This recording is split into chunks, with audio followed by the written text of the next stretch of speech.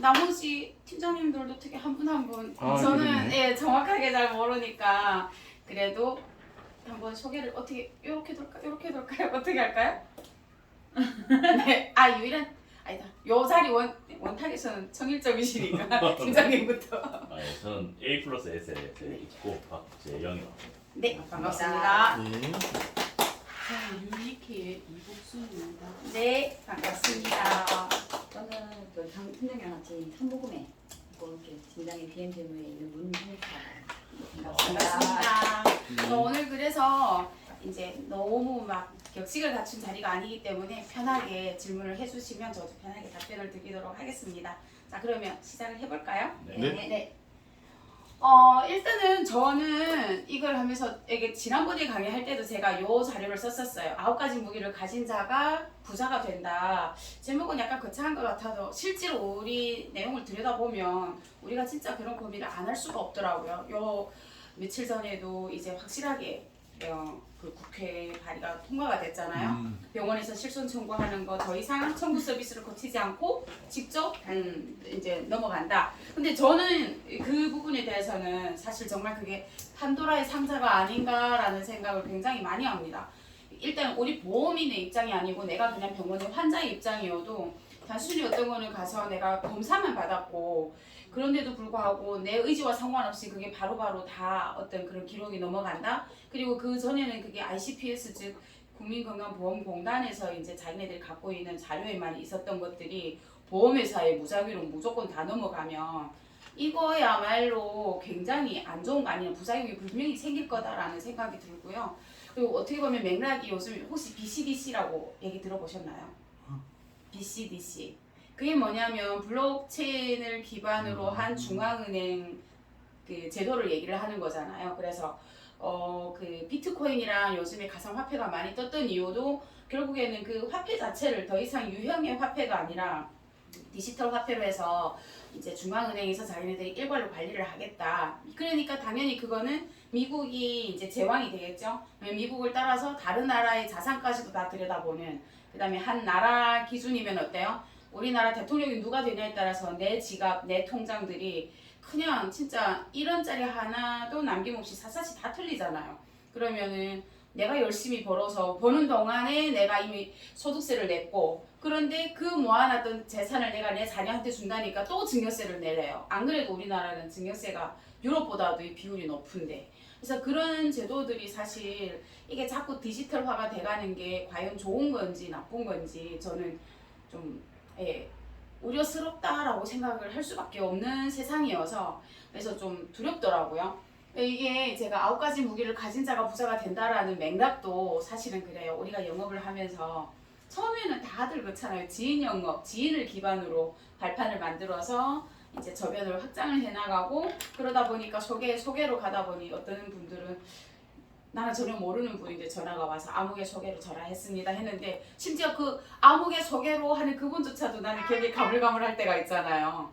그래서 그 정도로 이제 굴러가는 건데 이게 요즘은 막상 시장에 나가보면 정말 누군가의 소개가 문제가 아니고 거의 보면 한 6, 7명을 만나요 고객들이. 6, 7명을 만나서 설계사를? 예. 예. 설계사를 6, 7명이 가장 평균 수치인 것 같아요. 나가서 얘기를 들어보면 저는 보통 어떻게 신청하셨어요? 이러면 자기 지인 설계사 한두 명한테 물어보고 또 전화로 오는 이런 설계사한테 이제 한 서너 명 물어보고 그렇게 해서 최종 취합을 해서 자기는 보험을 결정을 하겠다 이렇게 얘기를 많이 하시더라고요.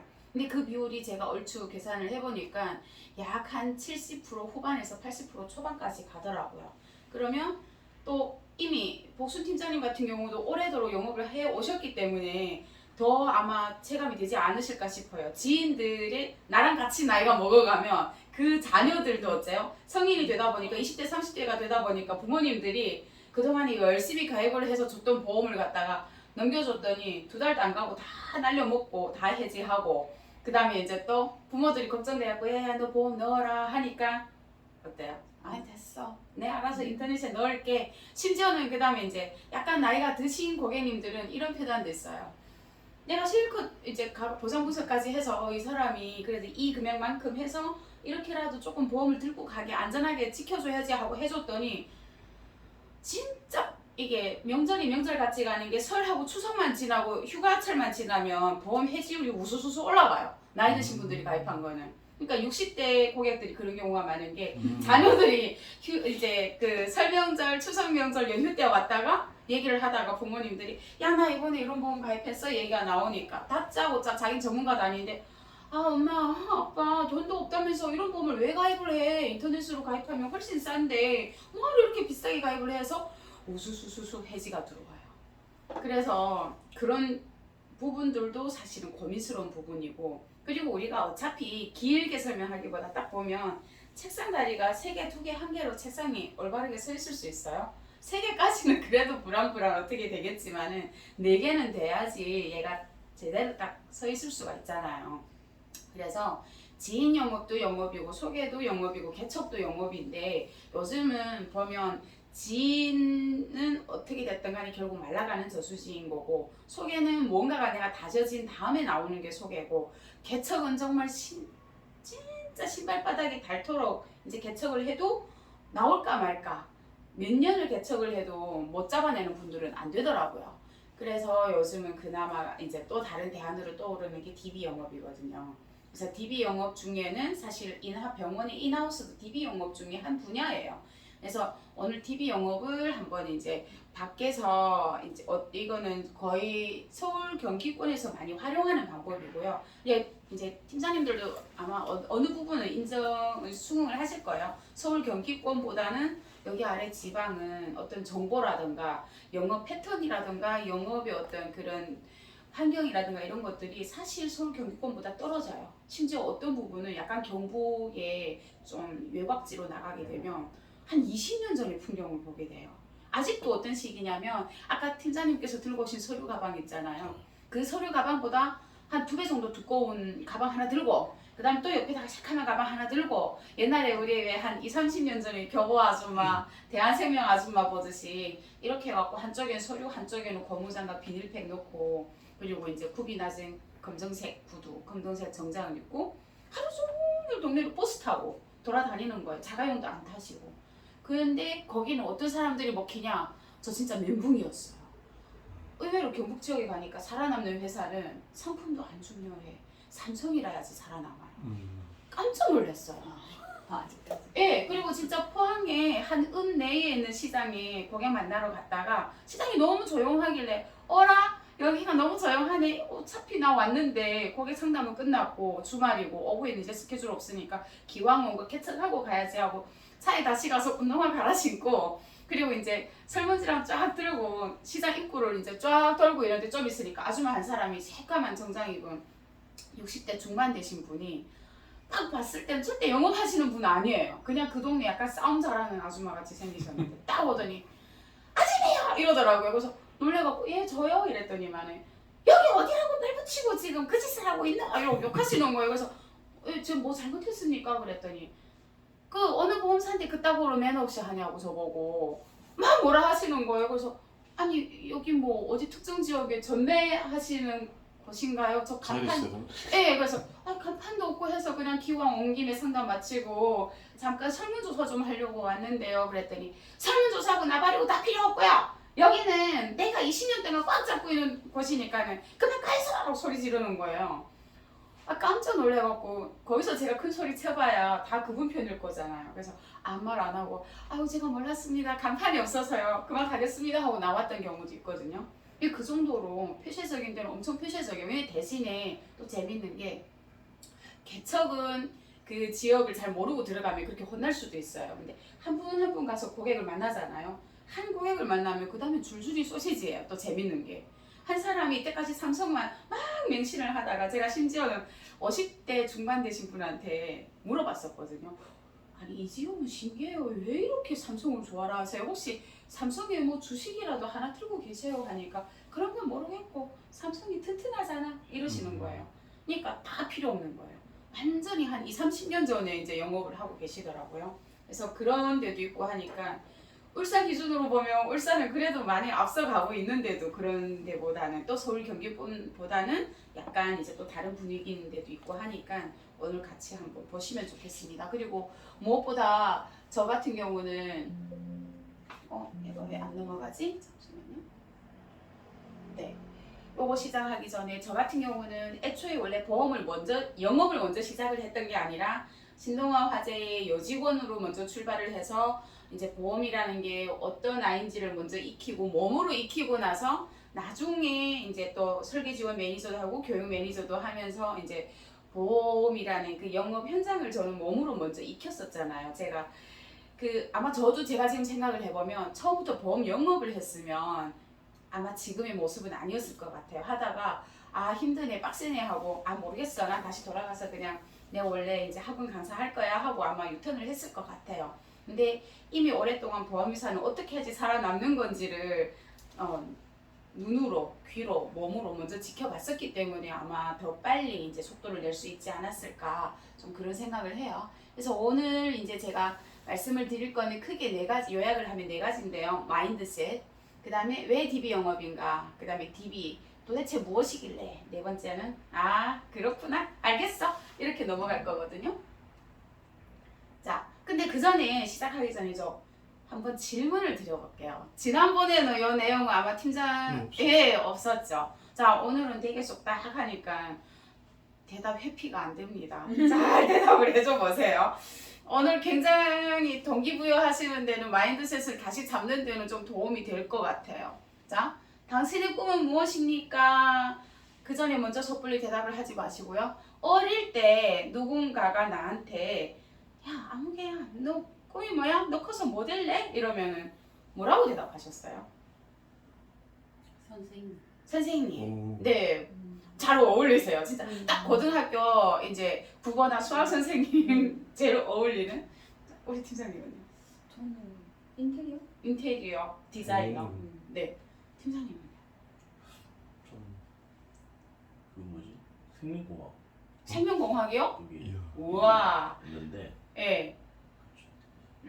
근데 보통 지금은 그래도 제가 어릴 때 꿈이 무엇이었습니까? 라고 물어보니까 다들 지금 그래도 몇 초씩은 고민하시나요? 팀장님은요? 어릴 때?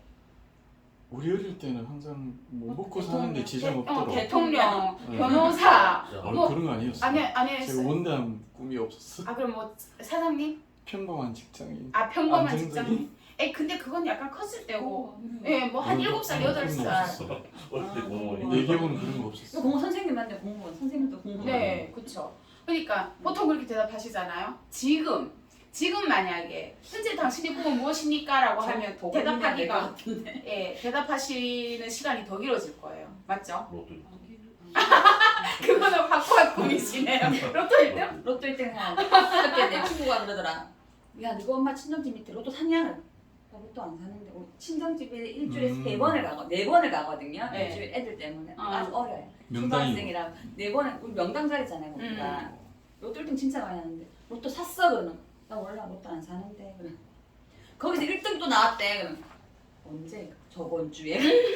그거 진짜 1등이 4번 뛰고 2등이 한 몇 번 나는데 정말 오랜만에 1등이 나왔는데 내가 다둥이 돼서도 되게 먼저 물어봤어. 수동이면 안 샀다. 자, 그래서 팀장님은 일등 아마 로또 되는 거 아니야? 1등이고 그럼 팀장님은 금방 쓸 것 같아 10원.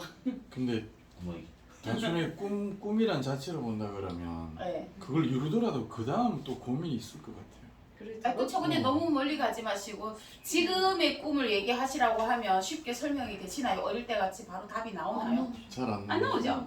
네. 근데 그래도 보수 팀장님은 그래도 꿈이 있으실 거잖아요. 지금. 뭐 나의 꿈은 2023년 12월까지 네. 월 3천. 네. 그 꿈은 있어요. 월 통장에 찍히는 3천. 네. TOT. 네. TOT. TOT는 대신에 문 팀장님은요? 저는 꿈을 잃어버린 지 맞죠? 애 키우다 보니까 내 꿈이 뭐였는지도 모르고 애들 꿈은 물어보는데 내 꿈이 뭐였는지 그쵸. 꿈 꿔본 지 근데 오래된 것 같아요. 여기서 뭘 느끼신 게 없으세요? 저는 어릴 때 꿈이 선생님이었어요. 국어 선생님. 글짓기를 되게 잘했어요. 그래서 항상 100일장에 나가면 대상이었거든요. 네. 그래서 되게 당당하게 야, 너 꿈이 뭐야? 하면 바로 즉각적으로 나 국어 선생님 이렇게 했었어요.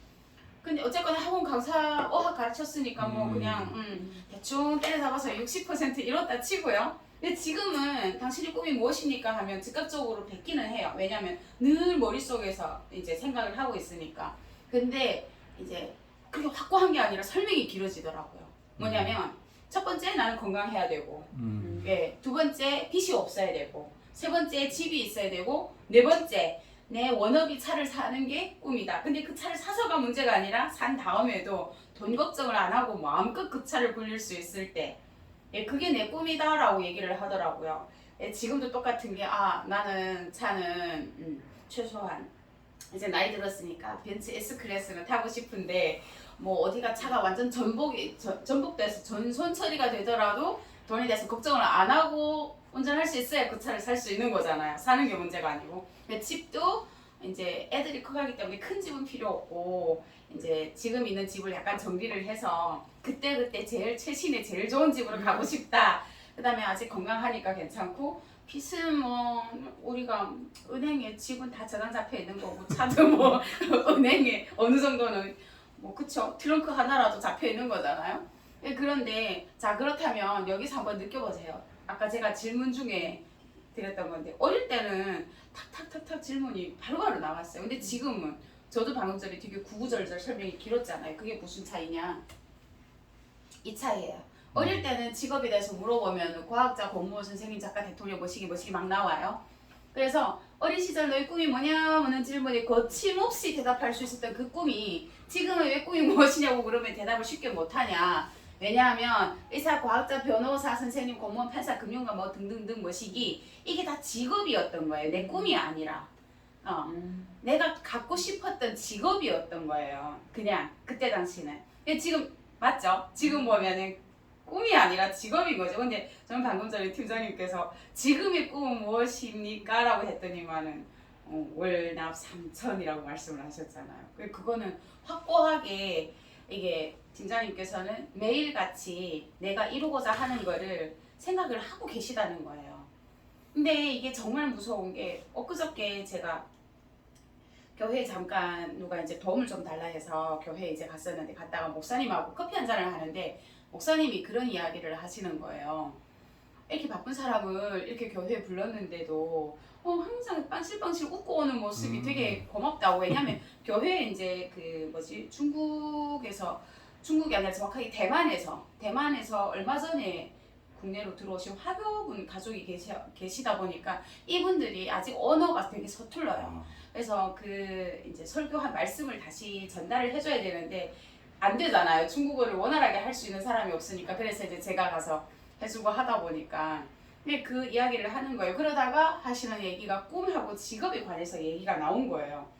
얘기를 나누다 보니까 그날에 가만히 듣고 있었는데 집에 와서 보니까 이게 정말 내가 꿈하고 직업에 대한 경계가 없었구나. 직업이 나의 꿈인 줄 알고 착각하고 살았었구나. 그 생각이 들고, 그 다음에 지금은 제가 이게 누가 물어보면 내 꿈은 이렇다라고 기준점을 얘기를 하잖아요. 그리고 명확하게 이루고 싶은 어떤 단계를 얘기하고요. 그거 자체를 제가 곰곰이 생각을 해봤어요.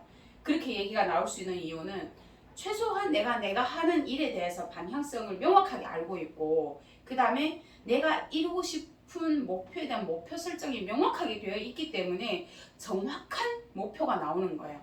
방향성이 정확하게 되어 있기 때문에 명확하게 나는 통장에 3천 꽂히기를 바란다. 월납 3천을 바란다. 빚이 없기를 바란다. 얼마짜리 차를 사고 싶다. 목표 자체가요. 뭐 우리가 대부분 이때까지 배워온 그 경험치는 유교적인 게 많다 보니까 어떤 식으로 굴러가냐면 보통은 그렇잖아요. 왜 막 내가 이루고 싶은 거를 주변 사람한테 나 이거 할 거야 라고 했다가 이루지 못했을 때는 아유 망신살, 이런 유교적인 환경에 많이 노출이 되어 있었잖아요. 근데 막상 우리가 보면 100을 만들기 위해서 노력을 하나 1000을 만들기 위해서 노력을 하나, 노력을 하는 건 똑같아요. 결국엔 나는 노력을 해야지 100도 이루고 1000도 이루는데, 기왕이면 그럴 거면 목표 설정을 1000으로 해놔야 최소한 내가 10%밖에 안 이루어도 100이 되는 거고, 50% 이루면 500은 되겠죠. 근데 애초부터 내가 목표 설정을 나는 100만 원만 벌 거야 라고 하면 어때요? 노력은 하지만 노력의 몰입도가 달라지고 척도가 달라지잖아요. 그러면 100에서 10%만 달성하면 10만 원밖에 안 나오는 거잖아요. 50만 원밖에 안 나오는 거고. 그래서 이게 목표 설정 자체도 저는 좀 변경을 할 필요가 있다라고 생각을 해요. 그리고 저는 아까 문 팀장님 나 꿈을 잃어버린 지 오래됐어요 라는 그 얘기에 되게 가슴이 뭉클했던 게 제가 매니저로 있는 동안에 메리츠 매니저로 있을 때 그때 당시만 해도 저도 그랬었어요. 지금 현실이 너무 싫은데 내가 뭘 하고 싶은지를 모르겠는 거예요. 정말 싫어서가 아니라 매일같이 남들보다 새벽에 일어나서 그때 당시에도 아침에 5시에 새벽에 눈 떠서 1시간을 책을 먼저 읽고 그 다음에 애들 밥 챙겨서 이제 학교 보내고 그 다음에 또 준비해서 이제 출근하고 하는데도 불구하고 내가 뭘 하고 있는지를 모르겠는 거예요. 그리고 그 현실이 정말 싫은 거예요. 그러다가 어느 순간 현실에 떠밀려서 목표 설정이 되더라고요. 친정아버지가 쓰러지시고 그러고 나면서 아 이게 안 되겠다. 내가 더 이상 이렇게 해서는 안 되겠다. 그 생각을 하던 와중에 딱 든 생각이 뭐였냐면 하루에 설계를 보통 적게 하면 한 70건? 그 다음에 어떤 이슈가 있고 이러면 하루에 설계 매니저일 때는 설계 건수가 120건, 130건까지 올라가요. 근데 그렇다고 현장에서 팀장님들이 대부분 다 왜 동의서를 밀어서 주시는 건 아니잖아요. 주민번호 이름만 뚝 적고 일단 설계해줘봐 이러고 주는 경우가 많잖아요. 그러면 혼자서 이제 끙끙거리고 또 그 동의서도 밀고 고객 등록도 일단은 뭐 대충이라도 해놓고 그렇게 하다 보면 하루에 120건씩 하려면 진짜 퇴근해서 집에 와서 밤 12시, 1시까지도 일을 해야 되는 상황인 거예요. 근데 그때 드는 생각이 뭐였냐면 와 김혜란 네가 미쳤지. 그 와중에 과외는 계속 하고 있었어요. 과외 선생님으로. 그러니까 이제 김혜란 네가 미쳤지. 이 에너지를 팀장님들한테 쓰는 에너지를 팀장님들이 아닌 고객으로 하며 이만한 정신머리로 일을 하면 네가 월급이 아니라 너는 완전히 사업 소득인데 그거를 왜 안 해? 그때부터 이제 마음에서 갈등이 생기더라고요. 내가 언제까지 이 짓을 해야 되나? 나이는 1살, 2살 더 먹어가는데 언제까지 내가 이 짓을 하나? 그리고 그때부터 이제 고민을 했죠. 아 과연 그러면 내가 영업을 하려면 나는 울산이 연고지도 아닌데 그렇다고 성격이 막 그렇게 뭐 외향적이어갖고 사람 막 모임 같은 거 좋아하는 타입도 아니고 사실 되게 노잼인 타입이에요. 아마 팀장님은 좀 기억을 하실지는 모르겠지만 설계를 이렇게 주셔도 되게 FM대로 딱 해서 어떤 때는 운전자분 설계해주세요 하면은 기본적으로 거의 평균적으로 많이 하는 플랜을 딱 갖다가 드려갖고 그때 팀장님께서 한번 이걸 왜 빼먹었냐고 한번 저한테 뭐라 하신 적도 있으시거든요. 그래서 이제 그게 그때 당시는 지금보다도 유연성이 없었어요. 그러니까 그냥 딱 최소한의 미스가 날 정도로만 내 일이 아니다라는 게 더 많았겠죠. 지금 생각해보면. 그래서 그런 것들도 있었고 하다 보니까 제일 큰 패턴이 그거였어요. 똑같이 하루 종일 전화를 수백 통씩 받고 그때 당시는 보조 배터리를 2개씩 들고 다녔었어요. 통화량이 워낙에 많으니까. 그래서 이 영업하는 사람보다 더 바쁘게 살면서 매니저들 급여가 사실 400받기가 힘들었거든요. 그 당시.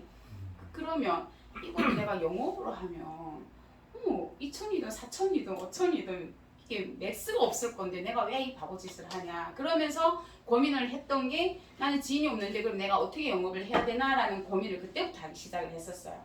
그래서 중간중간 이제 외부에서 소모임 같은 거 있잖아요. 그러니까 심리 강좌라든가 독서 모임이라든가 그 다음에 이제 육아맘들을 모아놓고 어떠한 그런 목적을 가진 그런 활동을 했었거든요. 그렇게 하면서 거기에서 제가 조금씩 이제 또 계약도 나왔고 그 다음에 또 그분들이 가입을 해놓고 소개로 또 계약이 이어지더라고요.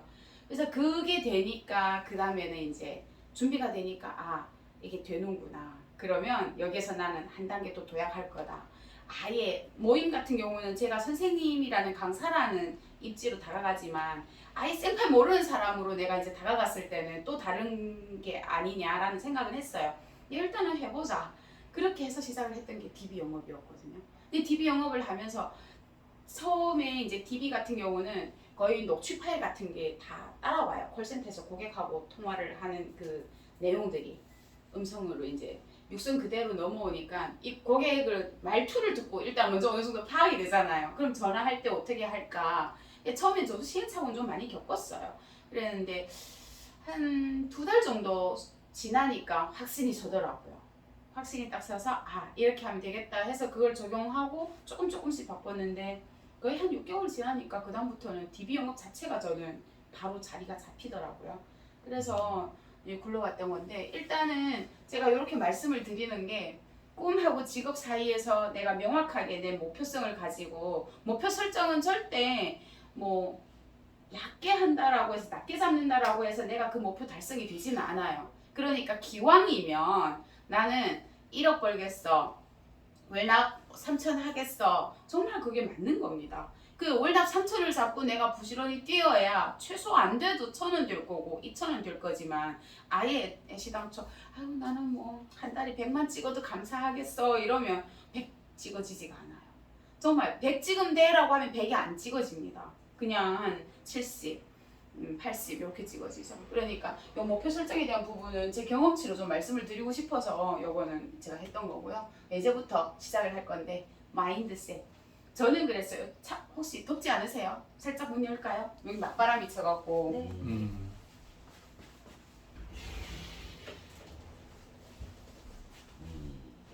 혹 시원해지죠? 네, 팀장님이 더워하시는 것 같아서. 그래서 처음에 제가 이제 말씀을 드리고 싶은 거는 이게 내 마음가짐이 참 중요한 것 같아요. 마음가짐을 어떻게 가지냐에 따라서 버티는 힘이 생기더라고요. 지금도 저는 제 뜻대로 안 되는 달도 있어요. 분명히 팀장님도 되게 오래 하셔도 그렇잖아요. 근데 오래 하셨기 때문에 그냥 버티는 힘이 이제 내공이 많이 쌓였겠지만은 이제 한 3, 4년, 4년 이렇게 들어서도 목표를 했던 것보다 잘 안 굴러갈 때는 조바심이 나요. 조바심이 나는데 이제는 그래도 그게 컨트롤이 되더라고요. 그래서 아예 어떻게 정신무장을 하냐면 저는 그래요. 1년에는 모두 12개의 터널이 있다. 그 한 달이 하나의 터널인데 그냥 제가 머릿속에 떠오르는 거는 딱 여기 울산 포항 고속도로 갈 때 다운동 저 범수에서 딱 타서 포항에 연리를 딱 내릴 때까지 터널이 모두 19개잖아요. 근데 22개. 22개예요? 잘못 계산했네. 매일 세고 왔어. 진짜요? 맞다. 옛날에 포항 니케 다녔죠. 저는 요즘에 매일 지금 포항이거든요. 네. 와. 그 이제 보면은 무슨 연일 5터널인가 4터널까지 있고 문무대왕 5터널까지 있고 뭐 하여튼 그래도 그 합산만 하면 꽤 얼추 그런데 그 무슨 생각을 했냐면 어떤 터널은 되게 짧아요. 또 어떤 터널은 들어가면 안에가 굴곡도 지어있고 엄청 화려해요. 근데 사람이 졸려요. 맞잖아요. 특히 문무대왕 5터널 같은 경우는 9.6km잖아요. 제일 길어요. 근데 그거 밤에 타면 공포스러워요. 졸다가 정신이 번쩍 들어요. 귀신 소리 같아 진짜. 그래서 그렇게 터널마다 다 다르니까. 근데 제가 왜 굳이 터널이라고 표현을 하냐면 안 빠져나올 것 같으면 들어만 가고 안 빠져나올 것 같으면 동굴이고 무덤이죠 그거는. 근데 끝나잖아요. 끝나잖아요. 그러니까 터널인 거예요. 그래서 안 되는 달은 진짜 들어가면 화려하기만 하고 귀신 소리 같이 노래 나오는 문무대왕 5터널이라 생각을 하고 잘 되는 달은 그냥 슉 지나가는 그 중간중간 되게 깔끔하게 지나가는 터널이라 생각을 하고 저는 좀 그렇게 생각을 하는 편이에요. 그래서 이게 참 하다 보면 어떤 달에는 약간 징크스 같이 첫 고객인데 안 하겠다도 아니고 사람을 좀 뭔가가 이게 매기는 것도 아닌데 사람을 좀 질을 빼는 고객이 있어요. 그러면은 그냥 티는 안 내고 그러냐고 그러고 이제 한 발 물러서는 척 하면서 제 의도대로 끌고는 가지만 머릿속에는 그러는 거지. 이 달에는 벌써 맨 이제 지루한 터널을 내가 처음에 접했으니까 그 뒤에는 다 괜찮은 터널만 나오겠네. 맨 마지막에는 꽃길이 나오겠네. 이제 그렇게 생각을 하고 가는 편이고. 그래서 안 되는 달, 되는 달에 대한 그런 조바심도 그렇게 조금만 생각을 바꾸면 마음이 편해지더라고요. 아마 내공이 쌓이신 팀장님들이 계셔서 제 이런 생각이 아마 아직 그럴 때는 초보적인 생각인데 하실 수도 있지만 그게 참 처음에는 그렇더라고요. 그리고 나는 보험쟁이다라는 이거는 내가 내 자신에 대한 프라이드예요. 사실 우리가 쟁이라는 게 전미사잖아요. 구두쟁이 무슨 쟁이. 근데 이 쟁이라는 게 어설프게 하는 사람한테는 안 붙어요. 맞죠?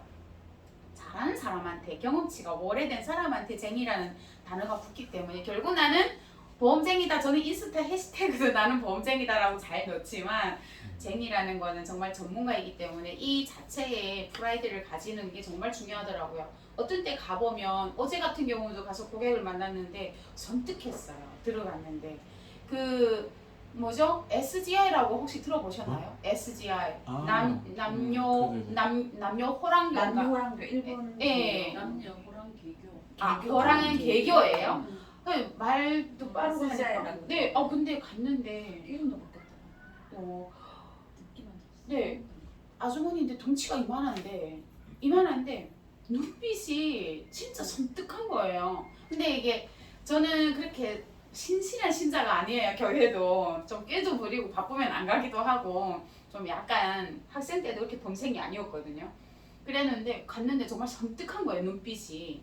그래서 들어가면서 어라 뭐지 이분이 보살인가? 딱 그 느낌이 드는 거예요.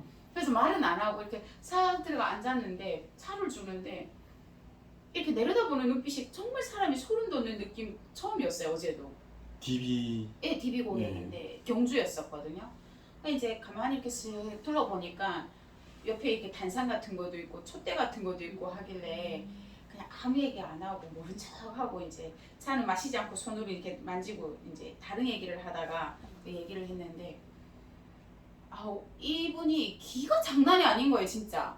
저도 어디 나가면 누구한테 이게 물리는 기는 아닌데 눈빛부터 너무 이게 딱 느꼈던 건 죄송한 표현인데 정말 뱀의 눈 시선이 뱀의 눈을 쳐다보는 약간 그런 느낌이었어요. 그러니까 나도 모르게 속으로 사타라 물러가라 이 소리를 정말 기도도 잘 안 하는 교인인데 그런 행동을 하게 되더라고요. 나도 모르게. 그래서 좀 마음을 진정을 하고 나니까 그제서야 그분 눈을 똑바로 쳐다보고 이제 어떻게 해서 신청을 하게 됐냐 뭐 이랬더니 와, 그분 대답이 가관이었습니다. 오는 전화마다 다 받았대요. DB 신청 그 DB 수집하는 전화 있잖아요. 다 받았대. 그래서 제가 무려 14번째랍니다. 어제 갔더니. 그래서 물어봤더니 14번째인데 그럼 지금까지 보험 리모델링 아직까지 안 하신 거네요 하니까 그분이 더 솔직하게 얘기하시는 거예요. 세댁은 혹시 신앙이 있어요? 하길래 아 글쎄요 제가 뭐 썩히 바빠갖고요. 그리고 말을 얼버무리고 더 이상 대답을 안 해줬어요. 그랬더니만은 오는 사람마다 자기를 한 번 보고 나면 다시 연락이 안 되더라는 거예요. 네. 온다 해놓고 안 온대요. 그 다음에 또 며칠 왔다가 이렇게 몇 번 질문을 하니까 이 고객 기에 눌려갖고 그러니까 초보들이 간 거죠. 그러니까 이분이 원래 젊은 시절에 보험회사에 한 2년 정도 근무했었대요. 근데 제일 무서운 게 어설픈 무당이 사람 잡잖아요. 그러니까 내가 확고한 지식이 없으면 고객이 엉뚱하게 하루 강아지가 이제 막 얘기하는데 눌려갖고 그냥 휘둘리고 가는 거죠. 그래서 아직까지 그거를 이제 리모델링을 못했다는 거예요. 네, 딱 가만히 듣고 있다가 그 다음에 듣고 나니까 속으로 에이 별거 아니네 이 생각이 드는 거예요. 그래서 고객님은 보험 쪽에는 솔직히 전문가가 아니시잖아요. 다른 데는 주부로서는 저보다 전문가이실 거고 삶을 사시는데도 저보다 경험치가 많이 쌓여서 선배이시기도 하지만 보험은 제가 전문가입니다. 그러니 저를 믿고 한번 제대로 한번 해보시려면 주민번호 주시고 안 그러면 주민번호 주지 마세요. 저도 싫습니다. 저를 안 믿는 사람은 제가 굳이 컨설팅 해드릴 이유가 없습니다. 이랬더니 가만히 쳐다보더니 야 세댁도 보통 얘기 아니네. 전문가 맞네 이러는 거예요. 그러더니 있어보소 하더니 당신 남편 거, 당신 거, 그 다음에 아들, 딸 거 주민번호를 다 적어주시더라고요. 근데 보면 DB 고객 가서 만나보면 참 특이한 케이스들이 많은데 갈 때 내가 얼마나 내 직업에서 내가 전문가다라는 걸 어필을 할 수가 있는지 그거에 따라서도 처음에 고객하고 기싸움에서도 이게 판가름이 나겠구나. 어제 저녁에도 저 세상 놀랬거든요. 그럼 나오는데 거기다가 또 자기네 그 뭐지 SGI 거기에서 이제 나오는 신문을 주는 거예요. 화강신문. 맞아 화 모시기 맞았어요. 화광. 네. 예. 그럼 일주일에 한 번씩 온다나 뭐라나 하면서 이제 주면서 뭐라고 하냐면 저보고 세댁도 기가 보통 장난이 아닌데 사는 게 그렇게 녹록하지가 않을 거다. 그럴 때 뭔가를 믿고 있으면 마음이 편할 건데 우리 교는 참 좋다 그러길래 아 그래요. 근데 왜 이름이 참 일본스러울까요? 저는 일본은 썩히 안 좋아해서요. 일단은 주시니 일본은 보겠습니다 하고 들고는 나와갖고 그 자리로 바로 이제 차 안에 있는 쓰레기 봉투에다 묶어갖고 오늘 바로 버렸었거든요. 그러니까 이게 참 나가면은 베리벨 고객 다만 심지어 정말 갔더니만 법당을 차려놓은 큰 법당을 차려놓은 보살님 앞에도 갔었어요. 가갖고 보험 받고 인상 상담 받고 오고 한 적도 있는데 여러 가지가 있지만 제일 중요한 거는 내가 나에 대한 프라이드를 내가 제대로 이제 어필을 할 수 있냐 그게 되게 중요하더라고요. 그 다음에 두 번째는 정말 이게 제일 큰 것 같아요. 달콤한 유혹을 넘어서라가 이게 두 가지를 저는 의미를 해요. 무슨 얘기냐면은 첫 번째는 이런 경우가 있어요. 정말 신뢰를 들면 예를 들어 오늘 27일이에요. 그리고 이달에 난 실적을 한 30밖에 못했어요. 운이 안 좋아서 정말 뭐가 안 풀렸어요. 근데 고객이 오늘 아침에 전화 와서 한다는 소리가 야 내가 어제 건강검진을 갔는데 대장에 용종이 있다 해갖고 그 안에 덩어리를 4개를 떼냈대. 근데 생각해보니까 보험을 가입을 해야겠어. 보험 좀 넣어줘. 이렇게 얘기를 하는 거예요. 어제 용종을 뗐는데. 자 그러면 그때 이달의 실적은 바닥이에요. 30이에요 지금. 그러면 그때 머릿속에 어떤 생각이 들까요? 받을까 말까 막 고민되지 않으세요? 아니에요? 네, 안 받아요? 떼고 바로 깔 때는 회사도 있잖아요. 네, 그렇긴 한데 이제 담보가 줄어들잖아요. 그러니까 그것 때문에 고민을 하는 거죠. 근데 사실 뭐 우리가 이제 간편보험에서도 보면 용종 같은 경우는 사실 경증 예외 질환이 들어가기 때문에 한 달 어제라도 다 가입은 되잖아요. 근데 그만큼 수술비랑 이런 것들이 확 줄어들잖아요. 그러면 이제 고민스러운 거지. 내가 과연 나를 위해서 얘가 담보가 줄어들 건데도 약간 비싸게라도 이걸 넣어주는 게 맞나? 아니면은 그냥 야 괜찮아 너 이번에 했으니까 선종도 아니고 용종이잖아. 그럼 일주일 뒤에 네가 결과가 나와야지 영 알 수 있는 건데 아니 말로 일주일 뒤에 결과 나왔는데 뭐가 더 안 좋은 게 있을 수도 있잖아요. 그러니까 홀딩 시키느냐는 이게 어디서 많이 이제 차이가 나더냐면요. 팀장님들 이렇게 쭉 만나서 강의를 하다 보면 현장에서 막 질문이 올라와요. 그러면 아 저는 시킬 것 같은데요. 어떻게 하실래요? 하면 갈려요 반으로. 저는 시켜요. 저는 안 시켜요. 그냥 참을래요. 굶어 죽어도 참을래요.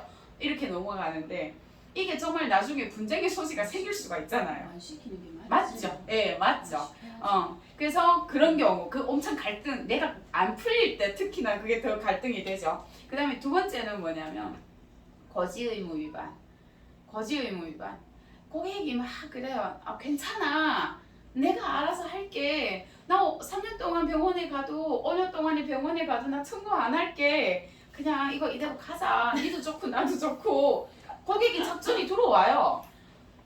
근데 그도 참 비참할 때 내가 실적이 안 풀릴 때는 고민이 심하게 되죠. 실제로 현장에 나와서 강의해보면 그런 얘기를 많이들 하세요.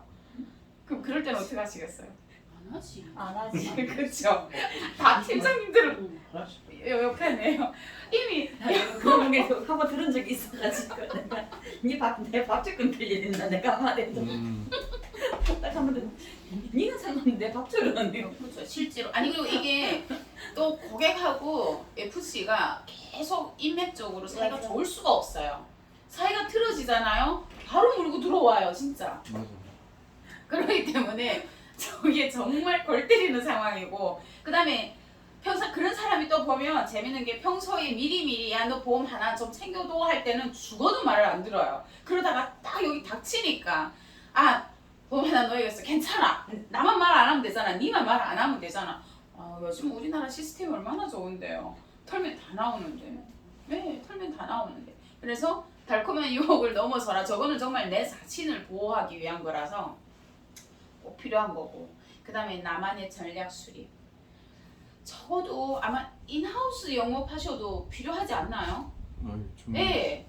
인하우스 영업하셔도 저는 저게 정말 절대적으로 필요하다고 생각해요. 특히 내 컨셉, 나만의 컨셉. 그러니까 내가 남들한테 보여질 때 나는 어떤 사람으로 보여질지를 내가 미리 어느 정도는 그래도 뭐 연예인까지는 아니어도 내 스스로가 나의 이미지를 수립을 해둘 필요는 있잖아요. 그래야지 내가 말을 했을 때 상대방이 내 말에 대해서 꽂히기도 하고 수긍도 하는 거지. 그냥 뭐 고객 다가만 오면 다 나한테 보험 가입해줄 것도 아닌데 그냥 무조건 다 이럴 필요는 없는 거잖아요. 그래서 요거 같은 경우는 나만의 전략 수립은 사실 이게 되게 포괄적이에요. 보장 분석할 때도 마찬가지고요. 그 다음에 그 오프라인에서 만난 고객들은 어때요? 내가 그 고객한테 처음 인사말부터 시작해갖고 이 사람한테 내가 어떤 이미지로 다가가냐가 되게 중요해요. 이게 이미지로 굳이 따지면 제가 아까 팀장님은 진짜 고등학교 수학 선생님이나 국어 선생님이 이미지. 그 다음에 저기 강 팀장님 같은 경우는 저 처음부터 시점이면 지금까지도 이렇게 딱 보면은 이미지가 딱 보면은 회사에 회사의 이제 부장님, 그것도 되게 수용력이 좋은 부장님, 아니면 정말 수학 선생님. 올리 딱 수학만 한 길을 파오신 수학 선생님. 수학 제일 싫어하는. 네, 그 다음에 약간 더 끌고 가면은 교회에 이제 그 저기 뭐지 굉장히 뒤에서 흐뭇하게 이렇게 팔짱 끼고 지켜보시는 장로님 중에 한 분. 네, 장로님 중에 11점 해야겠네.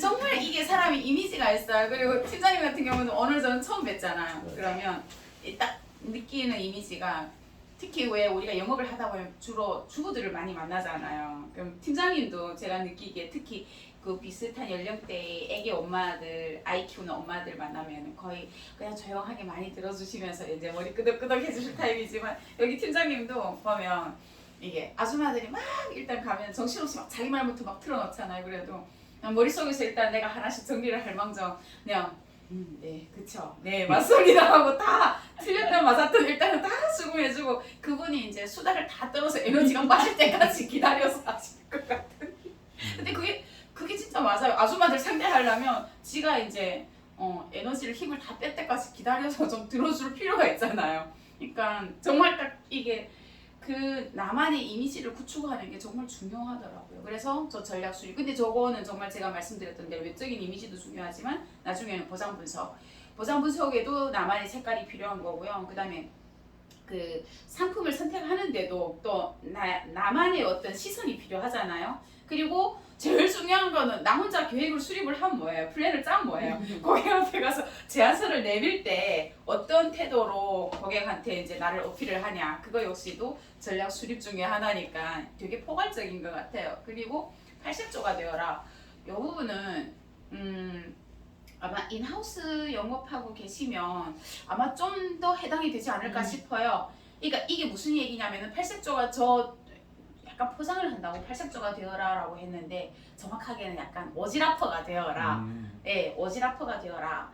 그런 뜻인데 이게 뭐 제일 대표적인 예가 제가 해운대 명장동에 있는 DB 고객을 만나러 갔었어요. 60도 안 되시고 50대 후반이셨거든요. 50대 후반이셨는데 가보니까 이분은 중증 당뇨 환자에다가 합병증까지 와서 다리가 이렇게 부어갖고 집에서 안전뱅이로 이렇게 엉덩이를 이렇게 밀고 다니시더라고요. 그래서 마지못해 일어서야 될 때 한 번씩 이렇게 벽을 잡고 일어서시고 근데 또 기초생활수급자도 끊겼어요. 네, 일도 못 하시는데. 그런데 비참한 거는 또 딸이 바로 그 옆 동네에 살고 있는데 딸하고 서련을 했대요. 손절을 하셨대요. 그래서 한 달에 한 20만 원 정도를 가지고 자기가 먹고 사니까 사실 보험을 가입할 형편이 안 된대요. 그 말인즉슨 가는 순간 듣는 순간 처음에는 완전 멘붕이었고 속으로는 욕을 했죠. 아 젠장 나는 DB 산다고 돈이 들었고 당신한테 오려고 아침에 일어나서 세수하고 샤워하는 시간에 샴푸 바디워시 쓴다고 수돗물까지 돈 썼고 화장한다고 돈 썼고 온다고 돈 썼고 했는데 아씨 뭐라고? 보험 가입할 게 없다 한 달에 20만 원 근근히 가지고 산다고? 그런데 나를 왜 불렀어? 왜 신청했어? 와 진짜 승질나네? 이 생각이 빡 꽂히는 거예요. 그러니까 그 다음에 그분이 하시는 얘기가 머리에서 막 윙윙윙 이러는데 그 자리에서 그렇다고 사람이 아 그래요 알겠습니다 잘 사십시오 바이바이 하고 돌아설 수도 없잖아요. 그리고 보니까 진짜 그때 당시 제가 갔을 때 귤을 까드신 귤 껍데기 몇 개가 있고 막걸리병이 하나 있고 식사를 하신 흔적이 없었어요. 머릿속에는 멘붕인데 또 그분 상황이 너무 안타까워서 그 다음 다시 물어봤어요. 따님하고 왜 손절을 하셨어요? 라고 하니까 딸을 하나를 간신히 키웠대요. 따님이 유복자였대요. 임신하고 남편이 돌아가셔서. 그래 이제 딸을 키웠는데 중학교 때부터 그렇게 담장도 뛰어넘고 현관 밖에도 나가고 담배도 피시고 엄청 속을 썩여갖고 엄마하고 계속 싸웠나 봐요. 그러니까 제가 봤을 때는 따님만의 문제가 아니라 이 엄마가 성향 자체가 따님을 제대로 이제 딱 어떤 틀을 맞춰줄 수 있는 그런 분은 아니셨어요. 그러니까 딸하고 이제 소통하는 방법도 서툴렀겠죠. 그러니까 딸은 더 반항했을 거고.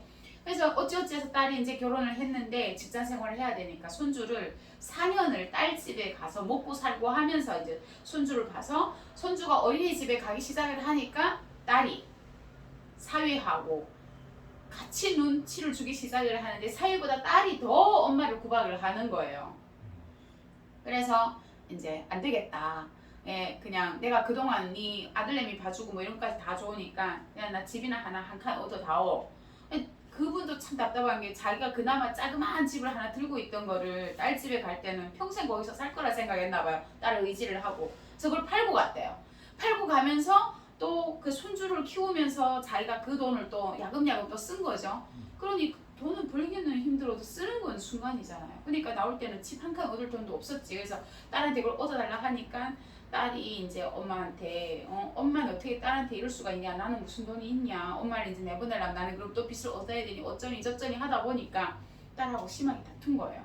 그래서 어찌어찌해서 주변 지인들한테 이제 조금씩 도움을 받아갖고 그 자그마한 진짜 여기 반도 될까 말까 한 방이었거든요. 얻어서 나오시다 보니까 그래도 그 몸을 해갖고 동네에 이제 그 뭐지 뭐 누가 소개로 이제 해갖고 가게에 가서 있잖아요. 아침 저녁으로 대충 쓰레기만 치워주고 그렇게 해서 한 달에 25만 원인가 하여튼 받았대요. 해보니까 안타깝기도 하고 듣다 보니까 뭉클하기도 하고 해서 뿌리치고 나오려다가 도저히 안 돼서 명장동 동사무소를 찾아갔어요. 이건 어쩔 수 없는 상황이잖아요. 그래서 동사무소 찾아가서 아니 저기 햇빛 연립에 201호에 주 뭐뭐라는 고객님이 계시는데 그분이 계신 이라는 설계사다. 그래서 왔더니 이런 상황인데 당신들 혹시 이 사람이 이렇게 어려운 사람이고 기초생활수급자 대상자인 건 알고 있냐? 몰랐대요. 그리고 그분이 전혀 밖에 움직이지도 않고 하니까 몰랐대. 그래서 아니 아무리 코로나 시국이라도 모를 수가 있냐. 코로나 시국이기 때문에 더 둘러본다고 뉴스에서 나오던데 그렇다면 이분이 나라도 안 들여다봤고 이런 상황이 없어서 몰랐다면 이분이 고독사 한다면 한 2달 뒤에 메인 뉴스에 해운대 명장동에서 고인 노독사 동사무소는 뭐 했나 복지 사각지대 어쩌고 저쩌고 하면은 여기 꽤 곤란할 것 같은데요. 지금이라도 좀 가서 보셔야 될 것 같은데 제가 모시고 갈까요? 이렇게 해서 이제 거기 통장님하고 복지 담당하시는 분을 모시고 그 집에 갔었어요. 가서 진짜 일사천리로 그분이 기초생활수급자 되고 보일러도 새로 갈아주고 그 다음에 한 달에 뭐 어쩌지 해서 돈이 지금은 한 80, 한 500만 원 나온다 하더라고요. 그래서 이게 참 오지랖이죠. 저는 DB도 날리고 다 날렸는데 결국에는 근데 아이러니는 그분으로 인해서 그 명장동 동사무소에 가서 공무원들 계약을 싹 다 싹쓸이 해왔거든요. 그래서 그 뒤에도 이런 스토리가 되게 많아요. 다니다 보니까. 약간 오지랖퍼가 되어라. 그냥 정말 내가 보험을 딱 받으러 간 건 맞잖아요. 갈 때 목적은. 근데 가서 보면 사람 사는 게 다 거기서 거기더라고요. 돈을 가진 게 많아도 절대 행복하지가 않아요. 진짜 내 건강이 너무 안 좋거나 사업이 너무 잘 되는데 뭐 남편이 일찍 가셨거나 아니면 사업이 너무 잘 되는데 와이프하고 딸내미가 동시에 이제 암에 걸렸다던가 그런 스토리가 정말 많아요. 생각보다. 그래서 약간 좀 인간미를 가지고 오지랖을 부려보면 생각보다 요 사람한테서는 내가 마이너스인 것 같아도 그 뒤에 또 따라오는 게 있더라고요. 그래서 약간은 오지랖퍼를 좀 오지랖 부리는 게 맞는 것 같습니다. 그 다음에 이제부터 본 게임이네요. DB 영업을 왜 해야 하는가 이렇게 나오는데 요거는 약간 스킵해도 되지 않을까요? 다들 잘 아시잖아요. 그죠? 팀장님들. 근데 이제 제일 저거는 그거죠. 지인 영업은 마르는 저수지 다 공감하실 거잖아요. 그죠? 그 다음에 이제 소개 영업은 체결률은 100%이긴 한데 엄청 느리다는 거. 나올지 안 나올지 나도 모른다는 거. 로또 같은 거죠. 이달에 어쩌다가 소개가 한 4건 들어왔다 하면은 아주 격공을 하시네요. 그죠? 진짜 마음이 훈훈하죠. 팀장님 소개 많이 하신다. 저는 그 100% 소개예요. 그건 거의 100%. 그러니까 그거는 솔직히 소개 영업이 잘 되는 거는요. 클로징도 잘 하시지만 평상시에 개인 관계가 진짜 원만하시죠. 안 그래요? 근데 저는 진짜 거짓말 아니고 지인으로 해서 소개를 많이 받으시는 분들이 인간관계를 어떻게 하시는지 저는 진짜 돈을 싸질러 들고 가서 좀 배우고 싶은 사람이에요. 왜냐하면 저는 정말 MBTI에서 저는 ISTJ거든요. 겉으로는 다들 제가 ISTJ라 그러면 안 믿어요. 너 앞에 E일 것 같은데 왜 너가 I라고? 이렇게 얘기를 해요. 근데 이거는 직업적으로 후천적으로 직업에 적응하려고 제 자신을 이제 약간 꾸미고 있는 것뿐이지 평상시에 틈만 나면 스케줄만 없으면 사무실에 처박혀갖고 책 읽는 거는 지극히 I잖아요. 내가 스트레스 받고 하는 거를 스트레스 푸는 거를 혼자 조용히 어떤 굴에 들어가서 조용히 충전을 하는 거는 아이의 가장 뛰어난 이제 휴식 방식인데 솔직히 그래요. 그리고 내가 정해놓은 어떤 틀에서 벗어나면 저는 그거를 되게 힘들어해요. 그런데 영업을 하는 거 보면 영업에는 타고난 사람이 있는 게 아니라 그냥 먹고 살아야 되니까 그거에 맞춰서 내가 가는 것 같기는 해요. 그래서 지금 보면 DB도 사실은 저는 소개가 이제는 제법 많이 들어와요. 근데 DB 영업은 소개가 들어오는 거는 물론 그 과정 중에 제가 어떤 자세로 고객한테 어떻게 대했냐도 있지만 제일 중요한 건 맨 마지막 한마디더라고요. 고객님 이번에 저 만나서 전반적으로 이 진행하는 과정에 어떠셨어요? 라고 꼭 한마디 물어보면 고객이 이렇다 저렇다 사실 불만스러운 것도 얘기는 하실 수가 있겠죠. 근데 아직까지는 딱히 뭐 불만은 없더라고요. 다행인 거죠. 그리고 이걸 왜 그렇게 물어봤냐면 자기가 좋았는지 나빴는지도 자기도 사실 생각을 못해요. 그냥 아 나 이제 보험이 좀 탄탄해졌구나, 가성비가 맞구나, 아니면 와 나 한 달에 한 400씩 나가던 보험료를 좀 줄여서 이제는 여기 남는 돈을 갖다 다른 데 쓸 수 있겠구나, 요런 쪽은 생각을 했었어도 저라는 사람을 만나서 저를 어떻게 느끼는지에 대해서는 사실 별로 생각이 없잖아요. 그러다가 맨 마지막에 딱 그렇게 물어보면 아 되게 좋았어요, 되게 이제 솔직하게 얘기를 해주셔서 너무 고마웠어요 이러면서 그 말을 하다 보니까 아 맞다 내 동생, 아 맞다 여기 윗집 언니 이러면서 이제 소개가 들어오는 이제 그 시스템이 되더라고요. 그래서 제일 중요한 건 클로징에 저는 그리고 즉각적으로 오늘 계약이 체결이 됐잖아요. 그러면 보통 닷새를 안 넘겨요. 닷새 안에 증권을 꼭 증권집에다가 다 챙겨갖고 그 다음에 보상분석도 다 새로 해서 파일을 만들어서 그다 다 껴서 그 다음 손편지까지 적어갖고 저는 갖다 드리거든요. 그래서 갖다 드리면서 그때 이제 물어봐요. 그리고 그때 들고 갔을 때 모니터링도 옆에 끼고 앉아갖고 인콜로 싹 다 해드리고.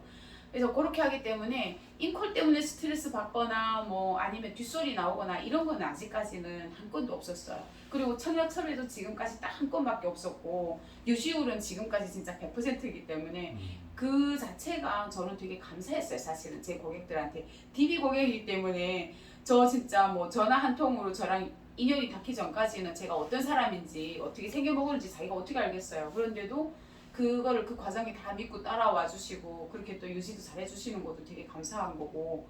그래서 요 부분은 크게는 없는데 이제 제일 요거죠. TV 영업 미지의 세계라고 제가 적어놨는데 팀장님들이 바라보시는 TV 영업은 혹시 어떤가요? 어떤 게 TV 영업이라고 생각하세요?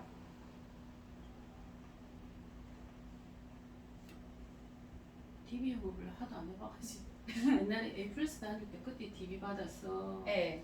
했던 고객이 다 지금은 나의 키맨이 돼가 있거든요. 그쵸. 네.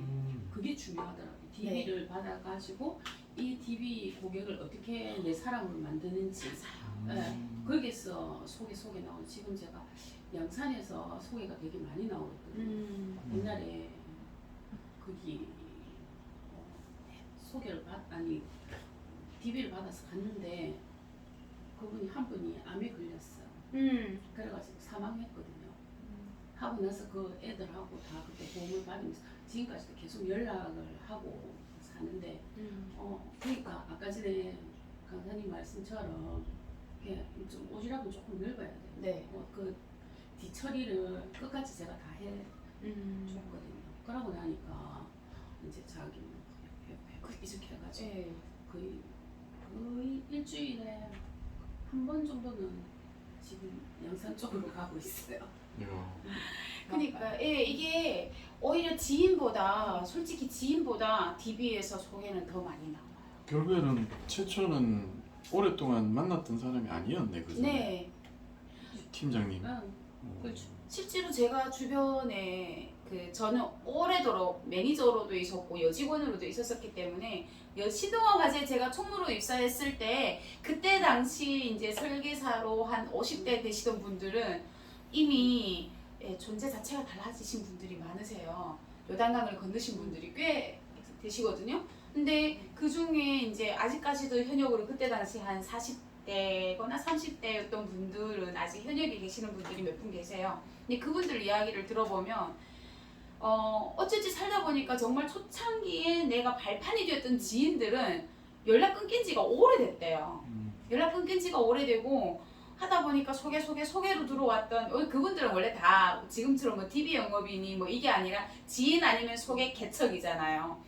그렇게 만난 분들이 계속 인연이 이어지면서 또 나이 들고 상황이 바뀌면서 이제 또 물갈이 되어서 가는 분은 가는 거고 절대 이게 영원한 인연이 없기 때문에 그게 정말 중요한 것 같아요. 그리고 저도 새삼 느끼는 거지만 진짜 영업을 하려면 이게 DB 영업이라서가 아니라 영업 자체가 사람이 좀 내 욕심을 약간 내려놓고 좀 추당스럽고 불편하고 귀찮더라도 약간은 그 사람이 어떤 가려운 것이나 힘든 것을 해결해 줄 수 있는 거는 조금씩 풀어주면서 다가가는 게 지금 당장은 마이너스여도 분명히 나중에는 허벅지를 물고 오는 제비가 되더라고요. 그래서 그런 부분은 정말 맞는 것 같습니다. 그런 분들도 오랫동안 현역에 계신 분들도 그런 얘기는 해요. 어쨌거나 오래 살아남았던 거는 내가 잘나서가 아니라 내가 어느 날인가 우연치 않게 베풀었던 어떤 작은 것들이 나중엔 돌아오더라.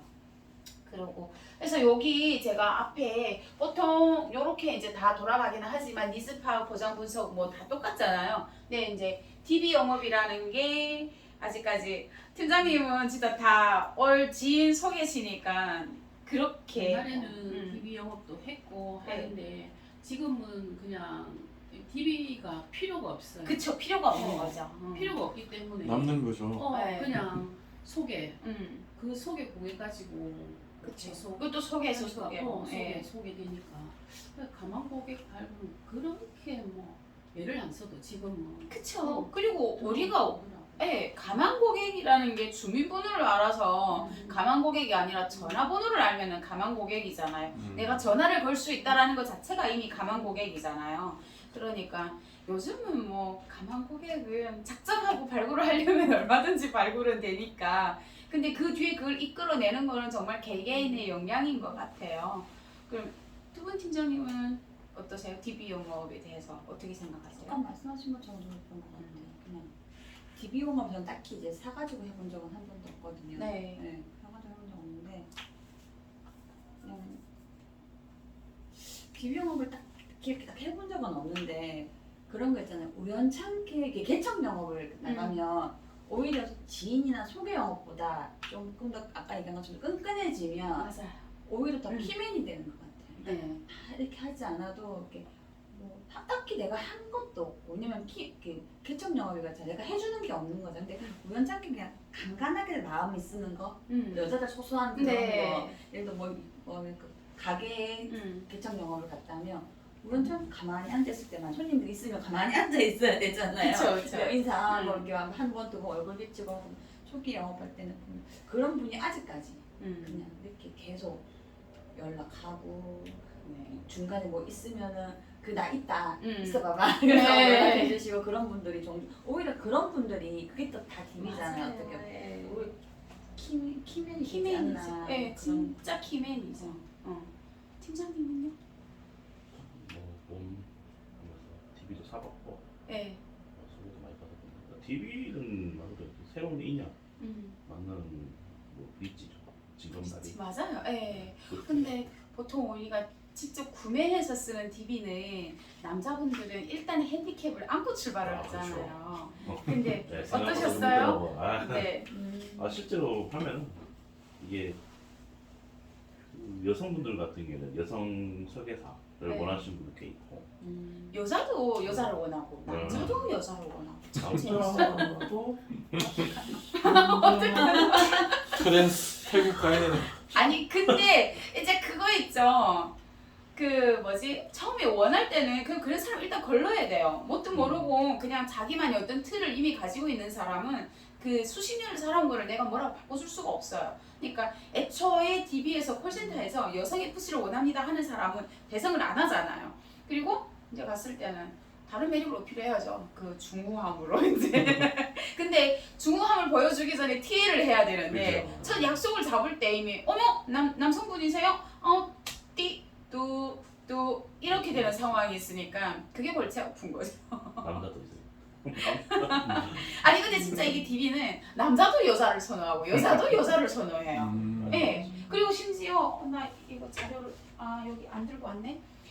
어떻게 나오냐면 콜센터에서 나올 때 아무개 고객 현영 원리일 그다음에 거주지 그 거주지도 이제 동까지 나와요. 그리고 주소, 아니, 연락처 이렇게 나오면서 그 옆에 보면은 그 비고란에다가 여성 FC를 원함, 10년 이상 경험자를 원함. 아, 네. 세상에 좀. 아주 세세하게. 그 다음에 이제 완전 초베테랑 여성 FC를 원함.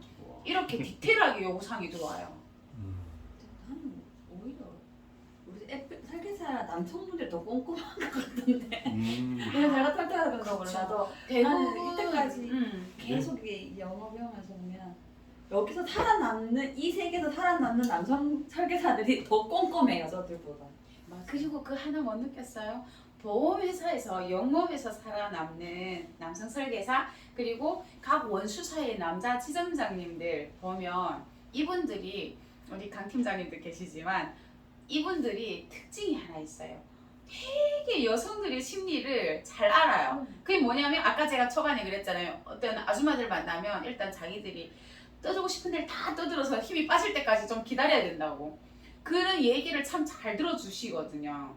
그러니까 그게 이제 소통이 되는 거예요. 그리고 대부분 말도 안 되는 소리를 해도 유연하게 했잖아요. 여자들은 여자이기 때문에 그거에서 벌써 딱 하고 언더가 올라가면 대화가 잘 안 되는데 남자분들은 그렇겠거니 하고 스무스하게 넘어가는 게 있어서 막상 만나면은 그게 강점이 돼요. 근데 만나기 전에 TA에서 자꾸 핸디캡이 생기니까 이게 골 때리는 거죠. 그럴 때는 뭐 다른 여성 이제 팀원들하고 같이 TA를 뭐 잡아달라든가 뭐 그렇게 하는 방법으로도 요즘은 이게 크로스로 서로도 많이들 하더라고요. 그래서 이 부분은 일단 이렇게 넘어갈게요. 그래서 DB 영업은 미지의 세계다. 근데 어떻게 돼서 그러냐? 한번 볼게요.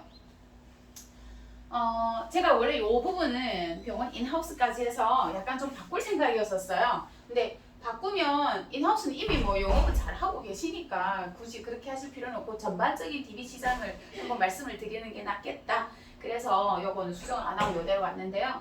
일단은 DB의 종류부터 볼게요. DB 종류부터 보면 건강체크 DB 있어요. 건강검진권을 줄 테니 당신이 건강검진 받으면서 그 받기 전에 내가 요렇게 당신한테 먼저 솔루션 제시해서 네가 갖고 가면 어때요? 그 다음에 건강검진 받고 나서도 내가 수술비부터 시작해서 바로 적용받을 수 있는 것도 있다. 혜택을 나는 너한테 준다. 라는 맥락으로 굴러가는 게 건강체크 DB인데 울산에는 단점이 있어요. 건강체크 DB가.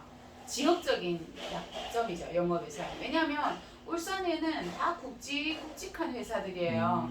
석유화학공단이라든가 그 다음에 중공업이라든가 자동차라든가 그러다 보니까 회사 자체에서 건강검진을 시키잖아요. 그 다음에 심지어는 그 아래 1차, 2차 벤더까지도 건강검진을 회사에서 복지로 시키기 때문에 그다지 타도시 같이 건강체크 DB가 활성화가 되어 있지 않아요. 수요 자체가 없어요. 그리고 이건 어떻게 굴러가냐면 건강검진권을 자기네들이 할인해서 20장씩 이렇게 팔아요. 그게 20장씩 파는데 그걸 내가 일단 구매를 해서 그 다음에 이제 거기에 이제 유입이 되잖아요. 그 유입이 되는 게 어떻게 되냐면은 약간 또 방식이 다른 데도 있어요. 근데 대표적인 게 그 제휴된 병원에 이제 간호사 전담 전화를 많이 주문 돌리는 간호사가 전화 돌려갖고 이제 전화가 와요. 그러면 그 고객이 이제 저랑 그러면 상담을 받겠다라고 연결이 되잖아요. 그러면 이제 저는 그 건강검진권을 주고 그 다음에 이제 계약을 이끌어내는 그런 시스템이에요.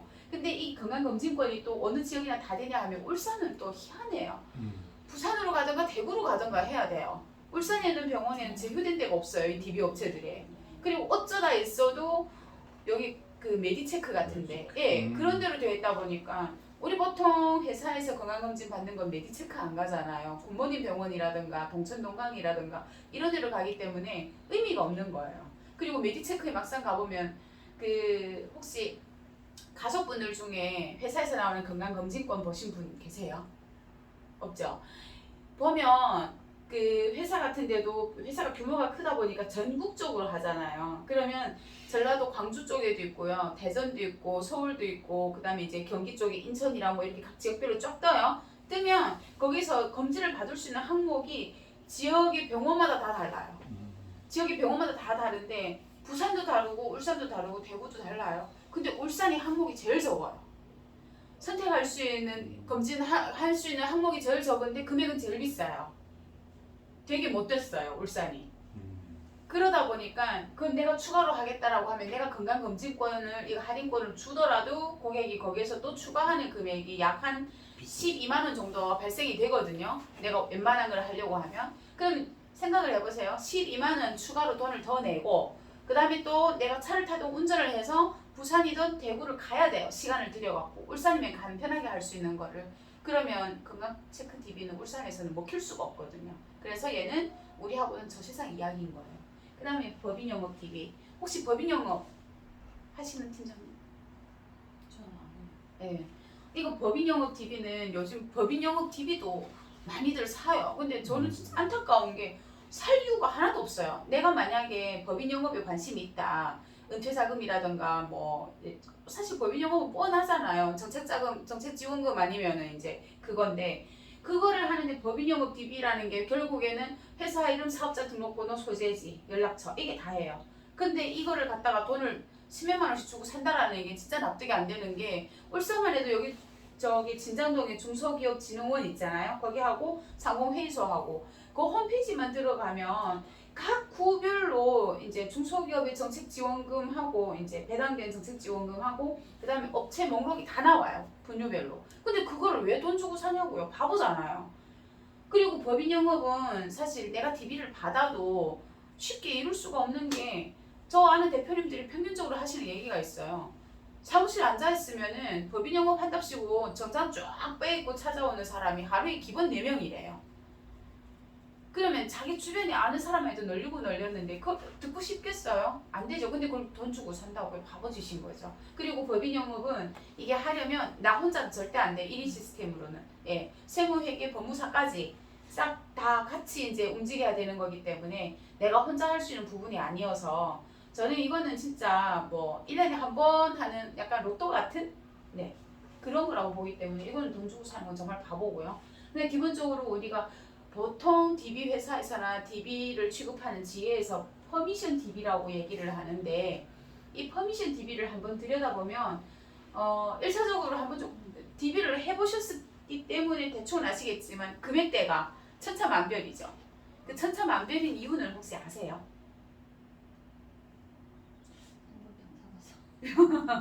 팀장님은요? 사보셨잖아요. 네. 예, 금액대가 왜 차이가 나는지 혹시 아세요? 일단 회사가 좀 차이도 있고 네, 그 다음에 저기 있는 것처럼 좀 간단한 설문조사 네, 이용한 것도 있고 네. 1차, 2차 퍼미션이 해가지고 방문 확정해서 또다시 전화해서 그 약속 잡는 그렇죠. 하시는 거. 예, 정확하셨어요. 이게 무슨 얘기냐면 퍼미션이라는 게 우리가 이미 체크 완료, 확인 이런 뜻이잖아요. 그래서 퍼미션 DB라고 하면은 제가 요걸 약간 금액적인 순서로 적어놨는데 DB가 회사가 뭐 좋아서 나빠서 금액대가 더 싸고 비싸고가 아니라 가공을 몇 번을 거쳤냐의 차이인 거예요. 그래서 어떤 거는 DB가 싸게는 1,500원에서 2,000원짜리도 있어요. 그거는 뭐냐면 내가 구매를 하게 되면 전화번호만 나는 이 사람이 아무 개인지도 몰라. 전화번호만 400개, 800개씩 던져줘요. 400개, 800개씩 던져주면은 하루에 무작위로 그 전화번호를 눌러갖고 자기네들이 대신에 스크립트는 줘요. 그래서 뭐 안녕하세요 고객님 이름도 뭐 없어요. 안녕하세요 고객님 이번에 국가에서 지원하는 이제 이런 뭐 정책적인 건데 실손에 대해서 금액이 너무 많이 지출되는 부분을 제가 꼼꼼하게 점검을 해드리고 무료로 이러한 이벤트를 진행하는데 고객님께서 참여를 하시도록 도움을 드리겠습니다 이러면서 내가 전화를 다 돌려야 되는 거예요. 콜센터 아가씨 마냥. 근데 우리는 사람이잖아요. 영업하는 사람이잖아요. 첫 번째 나는 그 시간이 너무 아까워요.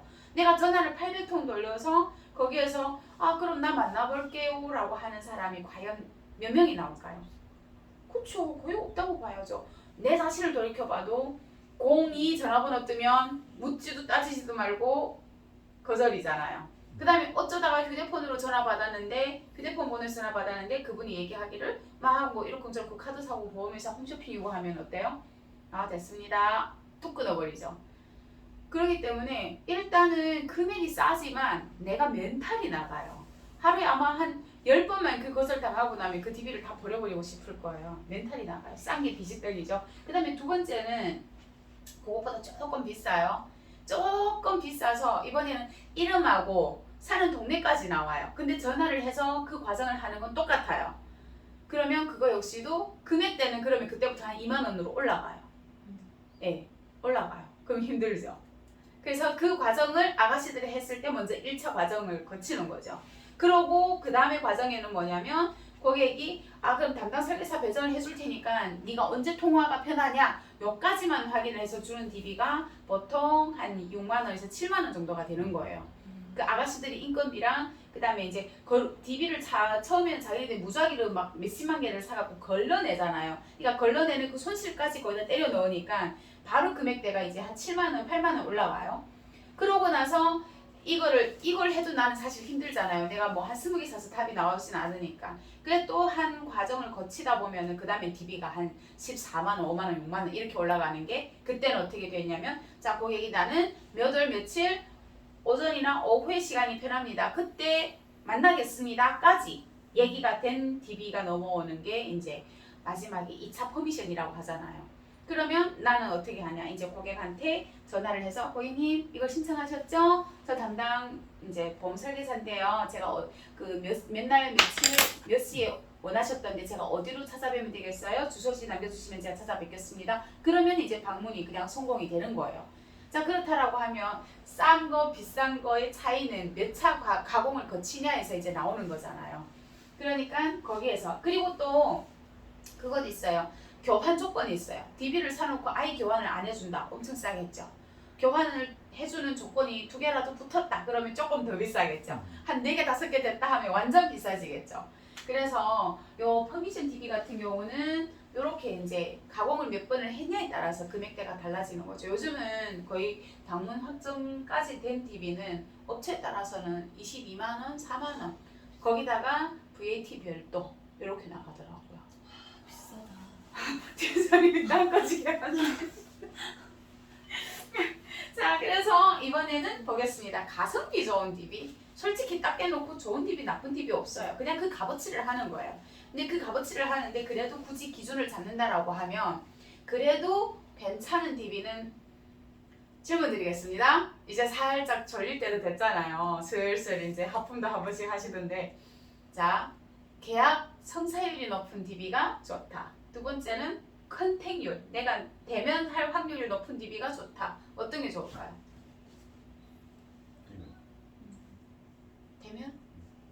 성사하는 게 더 좋지. 뭐 대면도 물론 해야 되지. 되면 그냥 빙고 두 번째입니다. 예, 대면 성사율이 높은 거. 계약 성사율이 아니라 왜냐하면 똑같은 DB를 팀장님 세 분한테 똑같이 드렸어요. 그럼 팀장님 세 분이 똑같이 가서 같은 고객을 만날 거잖아요. 근데 똑같이 가셨다라고 해서 똑같은 조건인데 똑같은 고객인데 다 계약 받아오실까요? 안 그렇거든요. 어디서 뭐 한 템포 어긋나든 아니면 진짜 이분하고 사대가 안 맞든 뭐 우리는 아직까지 띠별로 서로 상충되니 이런 것도 믿잖아요. 그 안 맞는 띠끼리 만나면은 별 케미가 없겠죠. 그렇게 해서라도 어쨌거나 어긋날 계약은 어긋나니까 결과적으로 내가 고객을 많이 만날 수 있는 DB가 가성비 좋은 DB인데 그 중에서도 기준은 잡아야 돼요. AS 기준 단박 거절에 대한 처리 여부. 단박 거절이라고 하면요. 콜센터에 아가씨가 이제 전화를 했어요. 그래서 자기가 분명 나 이번 주 일요일 오후 3시에 만날 수 있어요. 그때로 방문해주세요. 확정입니다. 해놓고 설계사가 전화했어요. 전화해갖고 이번 주 일요일 오후 3시에 만나시기로 하셨는데 그럼 집 주소 불러주세요. 제가 찾아뵙겠습니다. 했더니 아니요 그냥 귀찮아요. 안 할래요. 바로 이렇게 되는 거예요. 콜센터하고 통화할 때는 오케이 해놓고 제가 전화하면 딴소리 하는 사람. 그럼 나는 억울하잖아요. 그러니까 AS 해줘야죠. 그거는. 그 다음에 또 안 해주잖아. 아니요. 그래서 금액대별로 차이가 나요. AS 조건에 따라서도. 옛날에 안 해줬잖아. 요즘이죠. 해주네. 업체를 바꾸셨나 보다. DB 업체를. 아니 DB업도 변화가 있겠지. 네. DB 업체도 사실 많아요. 전국적으로. 단박 그지나. 그치. 비싸. 아유, 제가 그랬잖아요. AS 처리 조건에 AS 조건이 2개가 붙냐, 4개가 붙냐, 5개가 붙냐에 따라서 금액대가 확 달라진다고. 그래서 단박 거절에 대한 AS는 정말 필요해요. 사실 요즘 사람들이 단박 거절하는 그 심리적인 이유가 정말 뭐 그냥 콜센터 아가씨들이 몰아붙이니까 오케이 하고 받는 경우도 있지만 또 그런 경우 있어요. 집에서 노는 주부들은 늘 노는데 퍼져 있는 데 익숙해서 나는 그냥 만나기만 하면 되는데 갑자기 집에 누가 온대요. 그러니까 그게 귀찮은 거예요. 그 시간에 내가 세수하고 뭐라도 챙겨 입고 집 청소기라도 돌리고 있으려니까 안 하던 짓을 해야 되잖아요. 그러니까 귀찮은 거예요. 그러니까 또 마음이 변하는 거예요. 그러니까 싫어요? 안 해요? 이렇게 해서 넘어가는 경우가 있기 때문에 단답 거절에 대한 AS는 꼭 필요합니다. 그 다음에 장기 부재 DB에 대한 AS 처리 여부.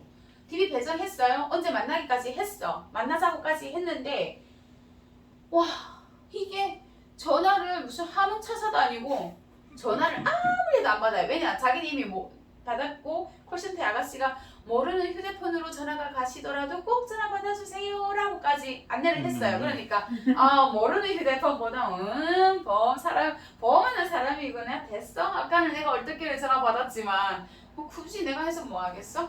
그리고 묵묵부답 전화 안 받아요. 근데 이거를 어떤 업체에서는 이달 한 달 내내 내가 전화를 한 거를 계속 안 받는데 다음 달에서야 환불을 해주는 회사도 있어요.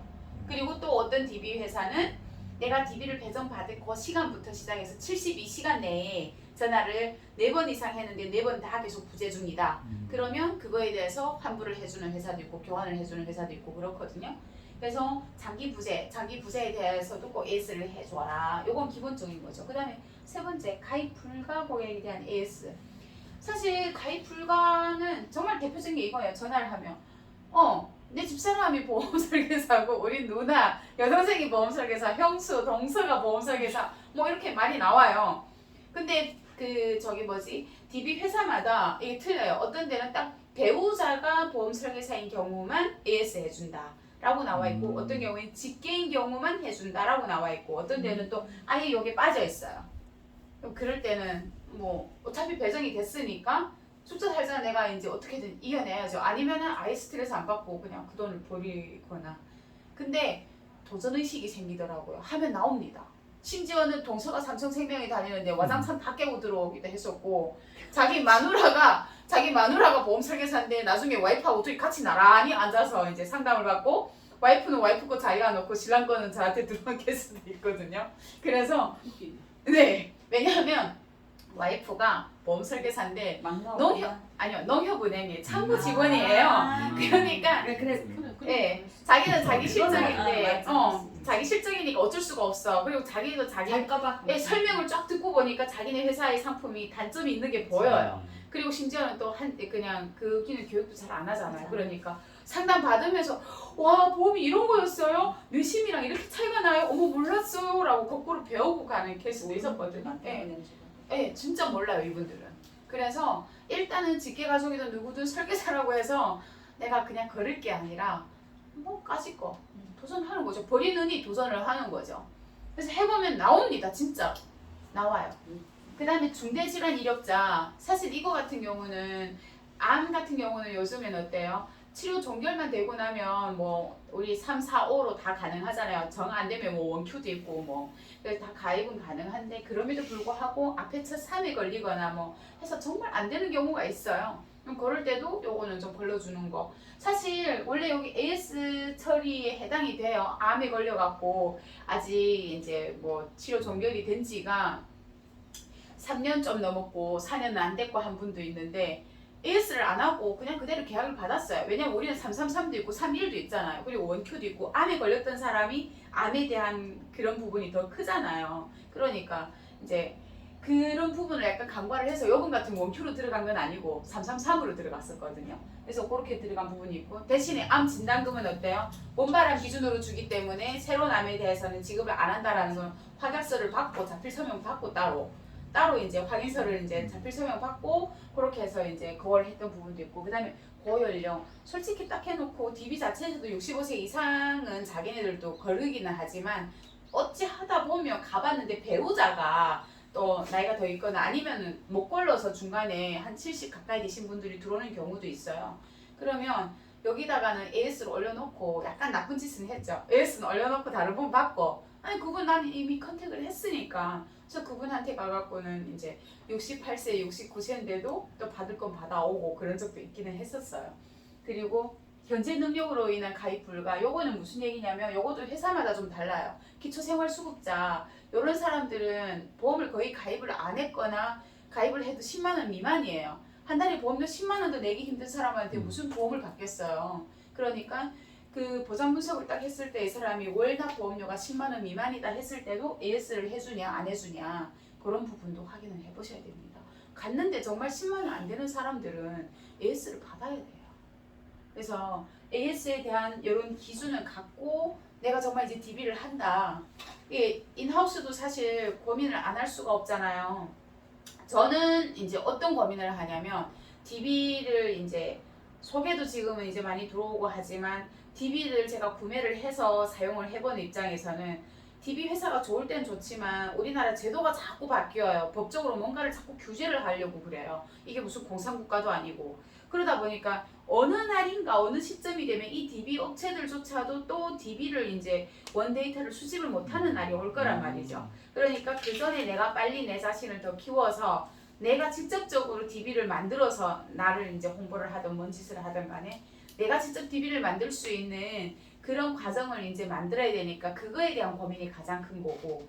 그리고 팀장님들도 아마 그런 생각을 하실 거예요. 이번에 그 뉴스처럼 국회에서 이제 그런 것들도 나오고 하면 이거는 분명히 이미 얘기가 나오는 게 이러다가는 인하우스 같은 경우는 이제는 사라질 거다. 변화가 분명히 있을 거다. 이런 얘기들이 나오고 있더라고요. 벌써 서울 경기권에서는. 그러니까 예, 이제부터 살살 가부는 계시면서도 하셔야 되고 하시면서도 또 다른 대안도 벌써 이제 슬슬 준비를 해 두셔야 그런 상황이 됐을 때 이제 크게 막힘이 없이 끊김이 없이 계속해서 영업을 하실 수가 있는 거게 되겠죠. 근데 그게 한다라고 하면 그 중에 하나는 아마 DB를 구매를 해서 사용을 하시는 게 아마 가장 빠른 선택이지 않을까라고 생각을 해요. 내가 직접 DB를 만들기까지는 시간이 걸리니까. 그래서 이런 기준을 가지고 DB를 구매하셔야 나중에 추후에라도 이런 DB들이 이제 내가 금전적인 손해를 안 보는 거죠. 심지어 이번에 2달 전에 부산 같은 경우에는 DB 업체가 돈을 싹 다 받아갖고 먹튀를 한 사건도 있었거든요. 네. 근데 금액이 꽤 컸어요. 왜냐면 한 사람이 보통 DB가 우리가 그냥 평균적으로 15만 원 정도 잡는다라고 하면 15만 원 잡는다 하면 보통은 10개에서 15개는 산단 말이에요. 그러면 한 사람이 보통 한 150에서 200 정도, 200 이상이 넘어가는 거잖아요. 근데 한두 명만 사냐? 안 그렇거든요. 그러면 그걸 두고 튀었다, 목 튀다. 돈이 어마무시한 거죠. 2억 얼마라 하더라고요. 그 다음에 요거는 TV 영업의 필수 조건이긴 한데 한번 쭉 읽어보세요. 여기에서 가장 궁금한 키워드가 어떤 건지.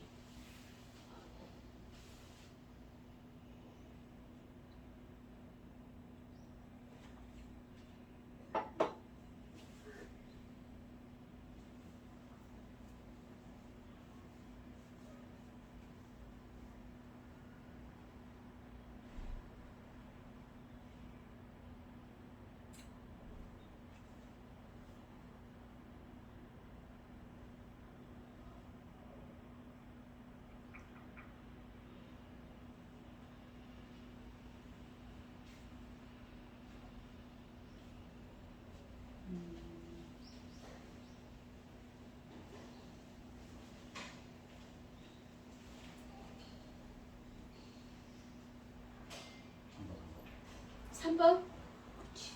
3번에 여기 TM 요령하고 거절 반론 요거죠? 좋죠. TMSK. 그죠?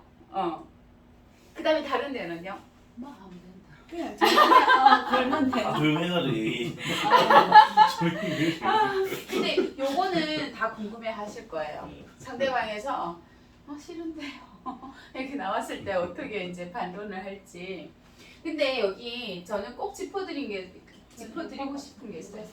6의 3? 요거? 네. 요거도 사실 중요해요. 더 6에서. 예. 딴 요거 거는 사실 다 괜찮은 것 같은데. 근데 이게 정말 중요한, 제일 중요한 걸 딱 그래서. 집어내셨어요.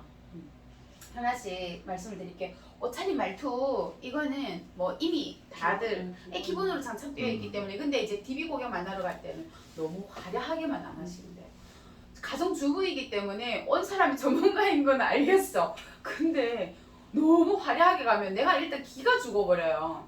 그러면 그 사람한테 심리적으로 뭐 그래 네가 잘난 건 알겠어. 근데 난 내가 너무 초라해져서 너무 초라해 보여서 싫어 너랑 말하기 싫어 이러고 일단은 문을 닫아버리거든요. 그래서 그것만 좀 하시면 되고 요거는 사실 약간 팁을 드리려고 제가 요 말씀을 드린 거예요. 자, 팀장님들 명함을 한번 좀 꺼내놔 줘 보세요. 명함이 있나?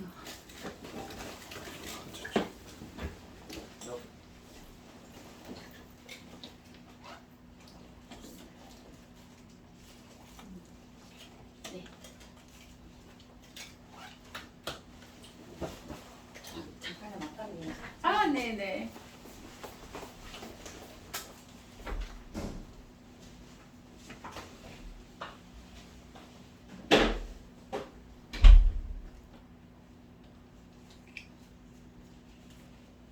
와, 심플하네. 옛날 명함인데. 요새 와, 네. 오. 자, 팀장님도. 그렇죠. 그래. 아, 옷이. 근데 팀장님 것도 이렇게 생겼잖아요. 아니요. 아니에요? 음. 그럼 옷 갖다 드릴게요. 네.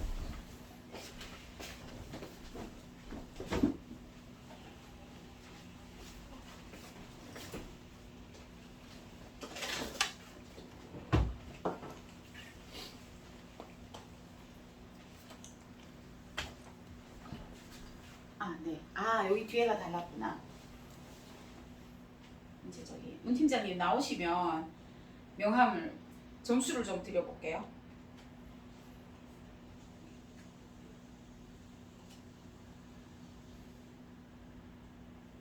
혹시 그런 경험 있으세요? 고객 만나서 명함을 이렇게 드렸더니 고객 보시던 명함을 이렇게 쓱 내려놔요. 그런 경험 있으세요? 보긴 다 보지. 그 다음에는 어떻게 놓던가요? 옆에다 그냥 내려놓던가요? 아니면 바로 소중하게 지갑이나 어디다가 딱 넣어두던가요? 그 사람 직업에 따라 다른 것 같아. 그렇죠. 일단은 영업직이거나 뭔가 사업이라도 하시는 분은 일단은 그래도 좀 받아 챙기는 편인데 거의 가정주부를 만난다라는 가정하에 생각을 해보면 어때요? 그 명함이 과연 그 사람 주머니에 거의 간직이 될 확률이 없죠? 근데 여기에서 가장 지갑이나 그래도 챙겨둘 확률이 높은 명함은 요 명함입니다. 명함도요, 제가 아까 나만의 전략 수립이 필요하다라고 했었잖아요. 명함도 정말 전략입니다. 그리고 명함을 보통 전달할 때 어떻게 주세요? 예, 그냥 저는 이름이 보이게. 내 이름이 보이게. 이렇게 그냥 보통 드리죠. 여기 어디 갔지? 예, 저는 아무개입니다. 이렇게 그냥 드리죠. 그게 다죠. 명함 아니요. 전달할 때. 그럼 어떻게 해요? 그냥 그 사람 분위기를 보고 멘트를 좀 날리지. 어떻게 멘트 날리세요? 예를 들어서 뭐 소개 고객 같으면 누구누구 소개를 왔는데 네. 그러니까 그분하고 나의 관계가 조금 어떻다라는 것 좀 제시를 하고 던지죠. 네. 그게 아니면 처음 아예 그냥 생판. 그냥 생판일 때는 그냥 누구누구입니다. 네. 팀장님. 저는 거의 명함을 안 그쵸. 써요. 소개이기 때문에 이미 알고 왔다니까. 네. 팀장님은요? 소개는 너무 자, 일단은 저는 명함을 제가 아까 명함을 드렸잖아요. 네. 그러면 네. 저랑 팀장님 오늘 처음 뵀어요. 저는 명함을 어떻게 드리냐면은 안녕하세요 문동수 고객님, 저는 김혜란입니다. 이러고 드려요. 그러면 명함을 어떻게 하세요? 일단 한번 보시죠. 한번 보고 이렇게. 내려놓죠. 근데 자 고객님 명함은요 여기 뒷면에 진짜 스토리가 있어요. 이렇게 한번 보실래요? 저는 여기 손해사정이랑 노무법인도 같이 업무를 하고 있기 때문에 저를 친해 놓으시면 저는 고객님한테 돈을 벌어드립니다. 그리고 필요할 때 24시간 콜센터보다 연락이 더 잘 될 겁니다. 그 말 한마디가 고객들이 명함을 소중하게 보관하는 가장 팁이 되더라고요. 그래서 심지어는 개척의 의미는 없는데도 불구하고 저는 항상 어디 건어물 가게 부모님 모시고 이렇게 드라이브 갔다가도 대변함 같은데도 건어물 가게 들어갈 때도 꼭 저는 명함을 들고 가요. 제 명함을. 24시간 연락 잘 됩니다. 네. 그래서 그럴 때는 이런 정식적인 명함이 아니고 그러면 요 명함을 들고 가요. 음. 요렇게. 요거는 제가 개척할 때 쓰려고 따로 만든 명함이거든요. 그래서 되게 눈에 띄는 색깔로 그런데. 예, 눈에 띄는 색깔로 저거 이렇게 해서 이렇게 어디 오빠들 던지는 그 명함 같아. 그렇죠. 근데 딱 보이네. 그냥 그래서- 그렇게 던지면 그냥 그렇게 던지면 진짜 바다가 그러니까 버려요. 그러니까. 나이트 삐끼들이 막 주는 것처럼 이제 그렇게 버려져요. 들어오는. 눈에 확 들어가죠. 근데 이제 가서 건어물 같은 데랑 어디 식당 가서 밥 먹어도 저는 꼭 이거를 갖다가 주고 와요. 요거는 저 말 그대로 정말 수호천사예요. 얼굴은 아닌데 마음은 천사입니다. 요거 꼭 챙겨놨다가 요 뒤에 저가 하는 거 모든 거 저 다 써먹을 수 있어요. 꼭 챙겨두세요. 이러고 주거든요. 그럼 그 뒤에 다시 그 식당에 갔는데 얘가 꽂혀 있더라고요. 네.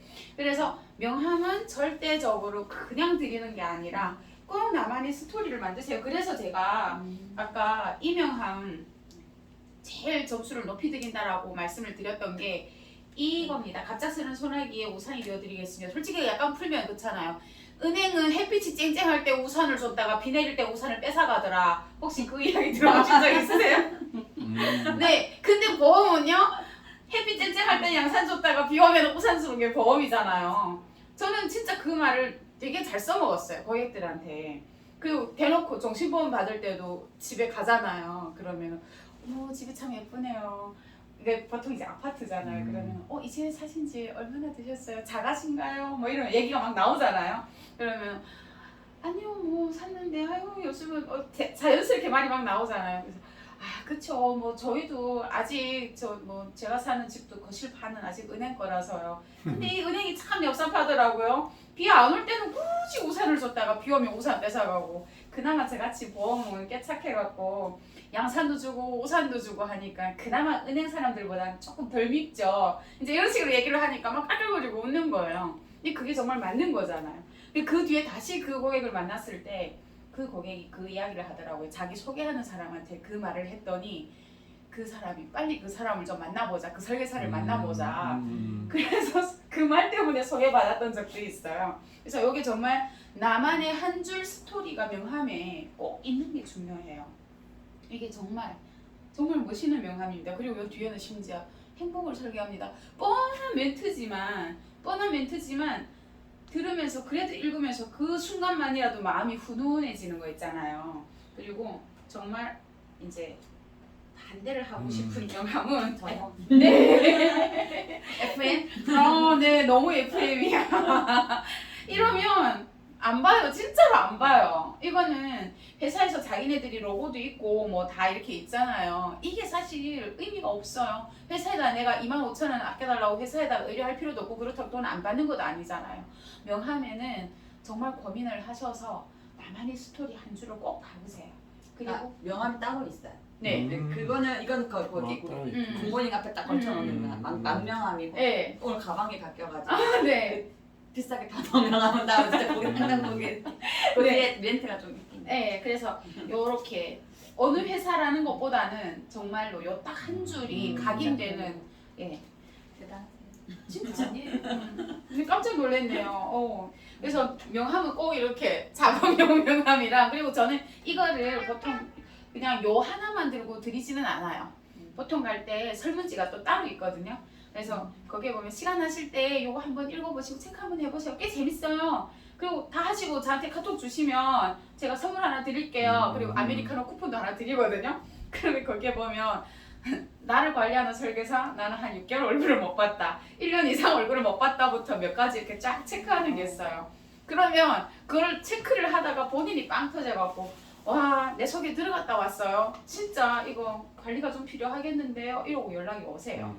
그래서 약간 그런 연애할 때 밀당은 못하는데 그런 낚시는 좀 필요하시거든요. 지난번 강의 때도 제가 시간이 너무 쫓기니까 이런 얘기는 안 했었잖아요. 예.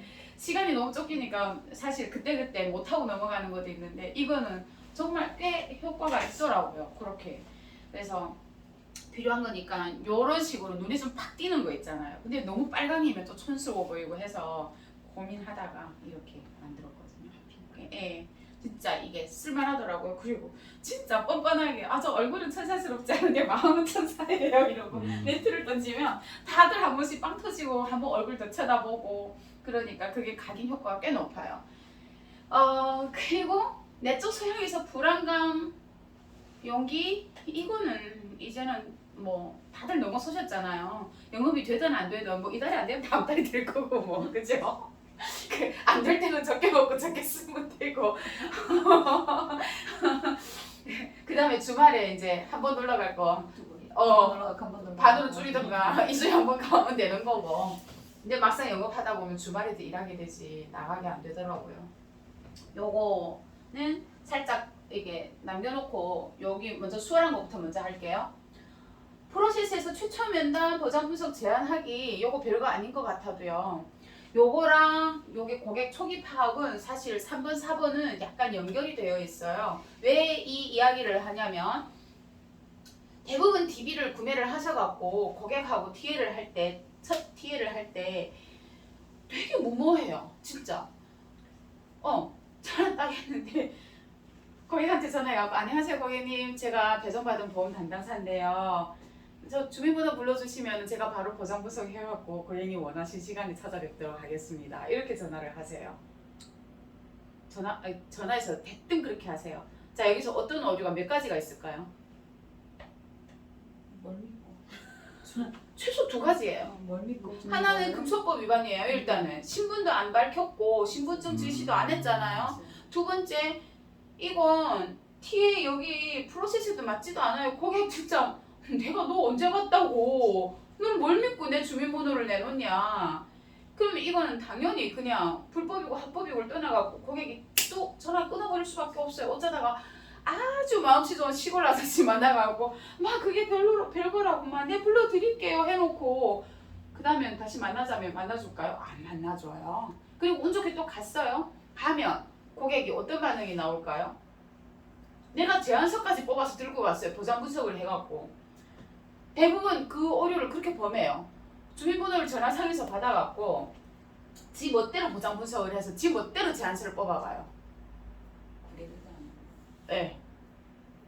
그러면 이거는 계약이 되겠어요? 안 되겠어요? 당연히 안 되죠. 근데 이런 경우가 의외로 초보가 아니라 오래 영업을 해오셨는데 오래 영업을 해오신 분들한테서 일어나요. 그거는 어떤 분이냐면 지금까지 쭉 지인 영업만 하셨던 분들한테서. 왜냐면 지인들은 아무렇지 않게 주민번호를 주기 때문에 소개받은 고객도 아무렇지 않게 주민번호를 주기 때문에 그냥 이때까지 그렇게 했단 말이에요. 그러니까 그거 자체에 대해서 이거는 바뀐 환경이다. 이게 바뀌었다라는 거에 대해서 인지가 안 되어 있어요. 그리고 고민도 안 해봤어. 그냥 나는 습관을 넘어서 관성으로 그냥 한 거예요. 쭉 하던 대로. 그러니까 고객 입장에서 와, 이 무슨 말도 안 되는 됐어요. 이래놓고 이분들은 나중에 돌아서면 뭐라고 얘기를 하시냐. DB 그거 사기다. 20개 사도 한 건도 못 건졌다. 이렇게 이야기를 하시거든요. 들어가서 왜 안 되는지를 물어보면 거기서 다 답이 나와요. 그래서 이게 여기 TM하고 저기 반론도 중요하지만 고객 초기 파악하고 최초 면담 여기서 정말 중요해요. 그래서 여기서는 절대 고객한테 첫 TA에서는 주민번호를 물어보시면 안 되세요. 그냥 정말 명확하게 딱 이 만나자 했는데 그 시간에 갈 거니까 네 주소나 불러라. 딱 거기까지만. 그 이상 이하도 아니에요. 그 이상 이하 어쨌거나 군더더기거나 아니면 아예 엎어버리거나 둘 중에 하나거든요. 그 다음에 최초 면담에 갔을 때 정말 또 오류를 많이 범하고 오세요. 가서는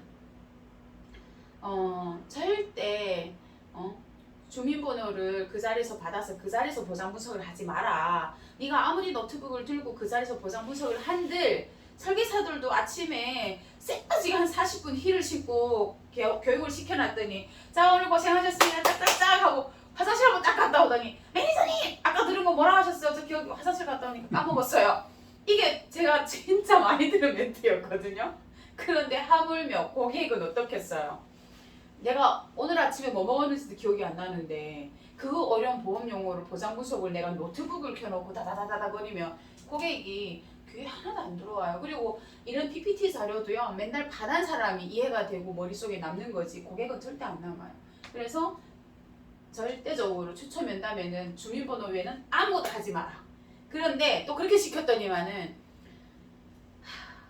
어제 그제 가서 강의한 지혜에서 진짜 멘붕이 왔던 게 하지 마라 했더니만은 거기는 2번째 강의였거든요. 테마가 달랐어요. 그랬더니 그 중에 한 분이 이렇게 손을 들더니 아니 그 주민번호를 받고 그리고 바로 일어서서 그 다음에 제안서 들고 갔는데 보장 분석에서 들고 갔는데 체결률이 완전 떨어진다는 거예요. 그냥 전화로 바로 주민번호 받을 때나 그거나 차이가 없다는 거예요.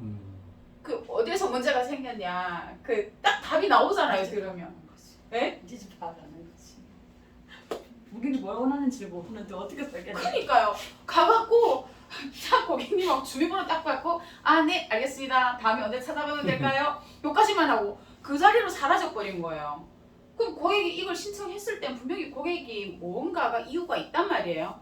정말 내가 필요 없으면 아무리 콜센터 아가씨 전화 가도 안 만나요 결국에는. 근데 주민번호 딱 받고 그 자리로 샥 하고 사라지니까 고객이 왜 신청하는지를 모르는 거예요. 그럼 또 역시나 지 멋대로 보장문서하고 지 멋대로 제안서를 들고 가버리니까 그런 상황이 생기는 거예요. 그러니까 최초 면담에 갔으면 주민번호를 받고 일단은 신분증 제시하고 주민번호 받고 그 다음에 최소 30분 그 다음에는 뭐 약간 길면 1시간 근데 1시간은 넘길 필요가 없으니까 최소 30분은 고객의 수다를 들어줘라. 그 속에 고객이 답이 있다. 그 이야기까지 해줬는데 와 희한하더라고요. 딱 반만 듣더라고요. 그리고 머릿속에 반만 남았어요. 그러니까 딱 주민번호만 받고 그냥 LTE로 사라져버리니까 쉬운데 어떻게 주민번호 뭐야 어떻게 엉덩이 뗄 수 있는데. 근데 의외였어요. 나는 그분이 차라리 한 30대 뭐 20대 좀 젊은 친구들이면 이해가 될 건데 40대 저보다 2살 더 많으신 분이었거든요. 48 되신 분이 그러셨다고 그래갖고 속으로 와, 저분은 저도 깝깝한 ISTJ인데 저분은 나보다 더 FM으로 사시네. 근데 그분은 진짜 지인 영업은 엄청 잘하세요. 그러니까 원래 백화점 매니저 출신이거든요. 근데 그 사람 네. 지인 영업 해야겠네. 네, 그러니까 이분은 스타일 영업 스타일이 어떠냐면은 니 니즈 필요 없어. 내가 전문가야. 니는 그냥 무조건 내 말 들어 하고 내 멋대로 200이든 100이든 니 한 달에 지출이 얼마가 돼? 얼마가 가능해? 하면 그 금액에다 맞춰서 때려 붓는 스타일이거든요. 됐다고. 맞아요. 됐나 됐다고 하셨네.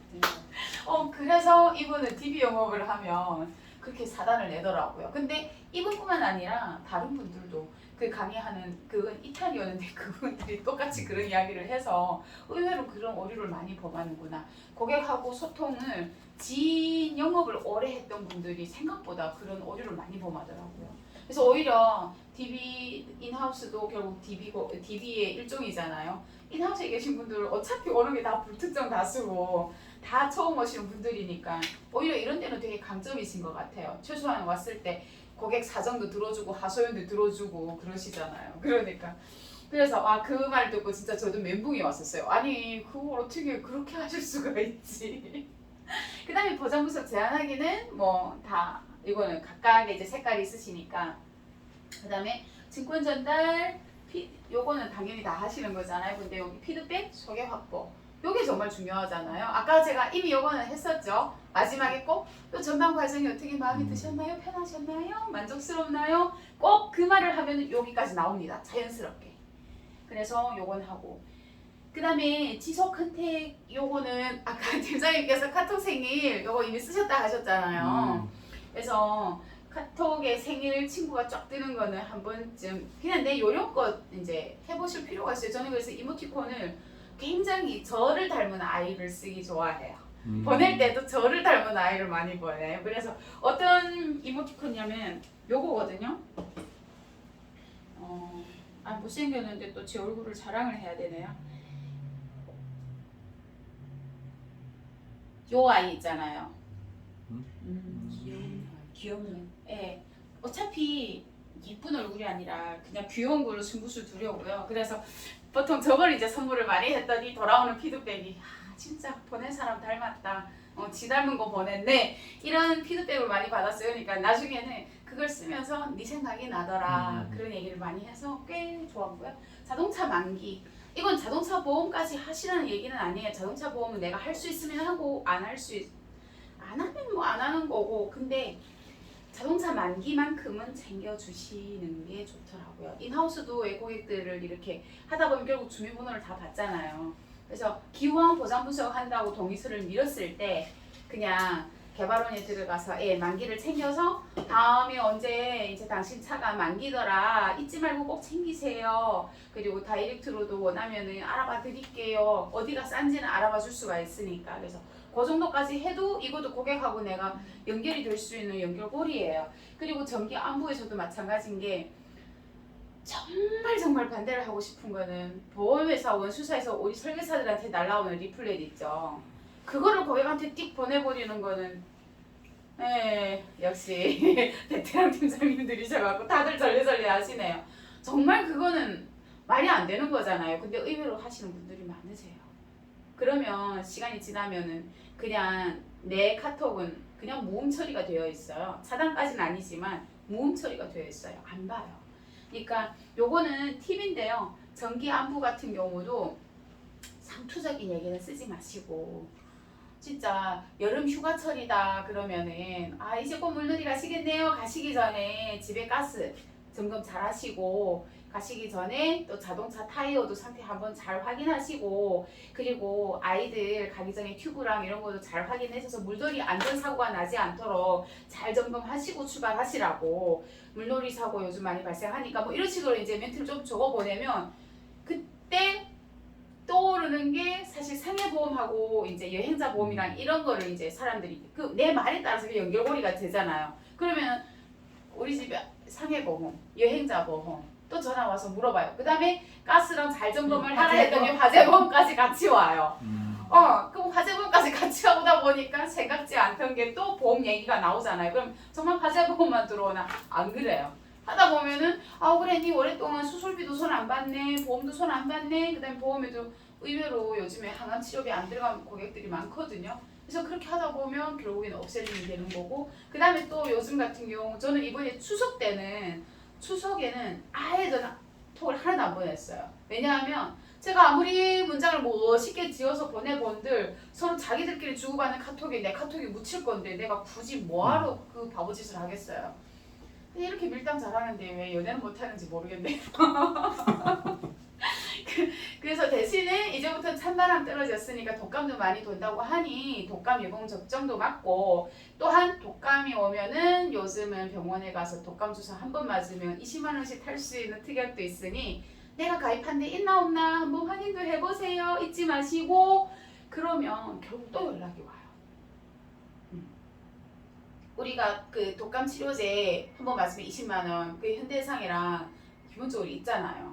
그러니까 그런 것들을 갖다가 독감 진단비가 아니고 독감 진단비 따로 있고 치료제, 항바이러스제가 따로 새로 있어요. 나왔- 네. 새로 이번에 네, 코로나 시기 끝나고 새로 나왔어요. 네. 무슨 치료제. 맞아요. 그래서 그건 또 싸요. 근데 그걸 하면서 그것만 듣는 사람 어디 있어요? 그걸 갖다가 또 엮어서, 그러니까 리플릿이 아니라 자꾸 고객한테 무언가를 환기시켜 나한테 전화를 오게 만드는 어그로를 만드는 거죠. 그렇게 하면 결국에는 전기 안부가 아니라 정기적으로 나는 낚시 밑밥을 던지는 거죠. 그렇게 이제 끌고 가는 게 좋더라고요. 그 다음에 이제 여기 보면은 거절 반론에 대한 건데요. 지금까지 DB를 쭉 이제 2년을 하면서 제가 DB 제 손을 거쳐간 DB가 제가 지금 얼추 보니까는 한 400개 좀 넘더라고요. 그 400개가 좀 넘으니까 이제는 저한테 그때 당시 계약이 안 들어왔던 고객도 제가 계속 이렇게 낚시질을 한 달에 한 번씩 하니까 연락이 와요. 연락이 와서 그때 당시는 안 들었다가 다시 계약이 들어오고 하는데, 그때 당시도 그렇고 지금도 그렇고 실컷 다 상담을 콜센터하고 받아놓고 안 하겠다라고 하는 거는 이 6가지에서 안 벗어나요. 이 6가지에서 안 벗어나요. 참 희한해요. 그래서 보면 바빠요. 그 다음에 나중에요. 요 2개는 일맥상통하거든요. 같은 거예요. 그럼 보통 이제 예를 들어서 팀장님이에요.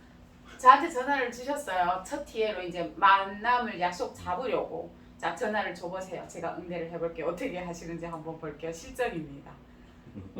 전화 주세요. 전화 받아볼게요. 네. 여보세요. 어떻게 하지? 고객한테도 어떻게 하지 하면 안 되시잖아요. 늘 하듯이 똑같이. 네. 여보세요. 안녕하세요. 네, 안녕하세요. 어디신가요? 네, 보험 전화 의뢰해 주셔가지고 박정진입니다. 예. 예, 맞아요. 저 의뢰는 했어요. 근데 무슨 일이세요? 일정 확인차 연락했어. 아 근데 저 지금 저녁 준비한다고 애들도 어리고 강아지까지 똥 싸갖고 정신이 없어요. 나중에 전화 주세요. 그러면 1시간 뒤에 연락드리겠습니다. 아 1시간 뒤에 저 남편 그때 들어와서 다시 밥상 차려야 되는데 저 어려워요. 나중에 전화 주세요. 많지. 그죠? 그 처음부터 꼬인 거예요. 처음에 저녁 밥상 차린다고 바쁘고 강아지 새끼까지 똥까지 쌌다고 난리를 치잖아요. 그때 미리 선수를 치셔야 되는 게 뭐냐면 그쵸 고객님 지금 시간이 시간대인지라 많이 바쁘시네요. 근데요 딱 30초면 됩니다. 그러면 아무리 바빠 뒤져도 바지에 똥 싸고 싶은 사람 30초는 참아요. 그럼 딱 30초면 됩니다 하면 동작을 멈추어요. 그러면 그때 이제는 다시 한번 말씀드리겠습니다. 자, 저 박재영 설계사인데 신청해 주셔서 방문하려는데 며칠자를 원하셨고 집 주소만 불러주시면 되겠습니다. 언제가 편하시겠어요? 라고 물어보면 자기도 얼떨결에 그냥 폴록 대답을 해버려요. 그래서 이거를 하고 싶은 말은 뭐냐면 우리가 하는 직업이 사실 니즈가 있든 없든 우리가 처음에 그냥 전화를 하면 절대 우리를 반겨줄 사람이 없어요. 우리도 홈쇼핑에서 전화 오고 여기저기 뭐 설문조사든 안 달갑잖아요. 심지어 자기가 신청을 했음에도 불구하고 안 달가워요. 그렇기 때문에 나를 반겨줄 이유가 없다라는 전제하에 그 사람이 어떤 말을 하든 나는 그 말에 신경 쓸 게 아니고 그 분위기에 내가 할 건 뭐예요? 이 사람한테 내 할 말을 전달을 해야 되잖아요. 내가 해야 할 말. 그러니까 네 바쁜 거 알겠어. 30초. 그 사이에 너 안 죽어. 저승사자도 기다려. 그러니까 기다려. 내가 할 말 마저 하고 네 거 해라고 명확하게 30초면 됩니다. 그것도 싫으면 10초면 됩니다. 라고 딱 던지세요. 그러면 정말 동작을 딱 멈춰요. 그러면 그때 명확하게 그 얘기를 하시면 고객이 뭐 이래갖고 안 돼요. 저처럼 전화 뚝 끊어버리는 상황이 안 생기거든요. 그게 제일 팩트예요. 그래서 나중에요 하는 사람도 똑같습니다. 나중에요라는 사람도 자기가 신청을 했는데 사실 반은 귀찮고요. 반은 내가 이걸 굳이 왜 해야 되지? 막 이런 식으로 얘기를 해요. 근데 고객님이 이미 신청하셨잖아요. 자 10초면 됩니다. 그러면 이 사람은 그 심리 자체가 나중에요라는 게 그냥 지금이 일단 귀찮은 거예요. 그러니까 제가 1시간 뒤에 전화 드리겠습니다. 선수 쳐도 그때는 안 먹혀요. 그러니까 그냥 딱 10초면 됩니다 라고 명확하게 내 할 말을 하고 근데 요 나중에요 했던 사람이 반은 AS로 갑니다. 왜냐하면 거기서 나중에요 내가 딱 네 고객님 10초만요 라고 얘기를 했는데도 그때 딴소리 하는 경우에는 저 그냥 안 할래요로 넘어가거든요. 네, 그 나중에요 했는데 거기서 내가 그렇게 딱 뭔가를 자기를 스톱을 시키면 그 다음에 딱 신경질 나니까 그냥 안 할래요 이렇게 돼요. 짜증나는 말투로 그냥 안 할래요. 그러면 거기서 그냥 멈추면 안 되고 고객님 왜 안 하시려고 할까요? 이거는 무료 점검 이벤트라 고객님한테는 굉장히 좋은 기회인데 이 기회 지나고 나면 다음번에는 평균 한 30만 원 정도 비용을 소요해야지 점검 받을 수 있어요. 라고 무료라는 거를 인식을 시키잖아요. 그럼 난 이미 거절을 한 반론까지 제시를 했기 때문에 녹취록에서 보내면 예스를 해주겠죠. 그럼 책임 전가는 고객한테 던졌잖아요. 근데 고객이 됐어요 그래도 안 할래요 이러면 끝난 거고 보통 그렇게 하면 또 하겠다라고 넘어가거나 이렇게 되기 때문에 그 손해는 내가 받지 마라고 이 이야기를 하는 거거든요. 그리고 여기에서 그냥 안 할래요는 짜증내면서 여기서 나중에요 이게 아니라 그냥 안 할래요 신청까지는 했는데 아까 말씀드렸던 대로 막상 사람을 만나려고 보니까 이제 그 시간에 맞춰서 일어나야 되는 것도 귀찮고 설거지 하기도 귀찮고 해서 그냥 안 할래요 이런 사람이 있어요.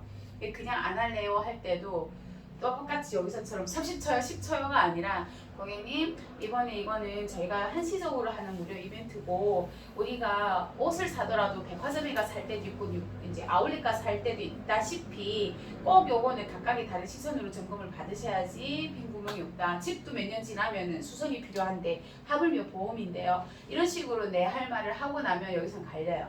그쵸 알겠습니다 하겠습니다 하거나 그래도 안 할래요 하면은 나는 내 할 일 다 했기 때문에 손해 안 보고 AS를 하면 되겠죠. 그리고 상담 받았어요는 정말 이거는 쉬워요. 이 사람 반론하기는. 그쵸 상담 받으셨네요. 잘하셨습니다. 근데 전문가마다 경험치가 다르고 지식의 깊이가 다르기 때문에 우리가 물건 하나 사도 홈쇼핑, 백화점, 아울렛 시장 다 비교하듯이 보험도 여러 전문가의 도움을 받으셔서 정확하게 현명하게 판단하셔야 되니까 이 기회에 무료로 점검을 꼭 받아보십시오 라고 하면 당연히 또 나눠지겠죠. 아 그냥 우리 누가 해서 저 그냥 안 할래요. 아니면은 아 예 알겠습니다 하겠습니다. 이미 나는 한 번 반론을 했기 때문에 일단 AS 조건을 다 충족을 시키는 거예요. 여기서 네 알겠습니다 그냥 고객이 휘두른 대로 네 알겠습니다 하는 순간 나는 DB 다 날려버리는 거죠.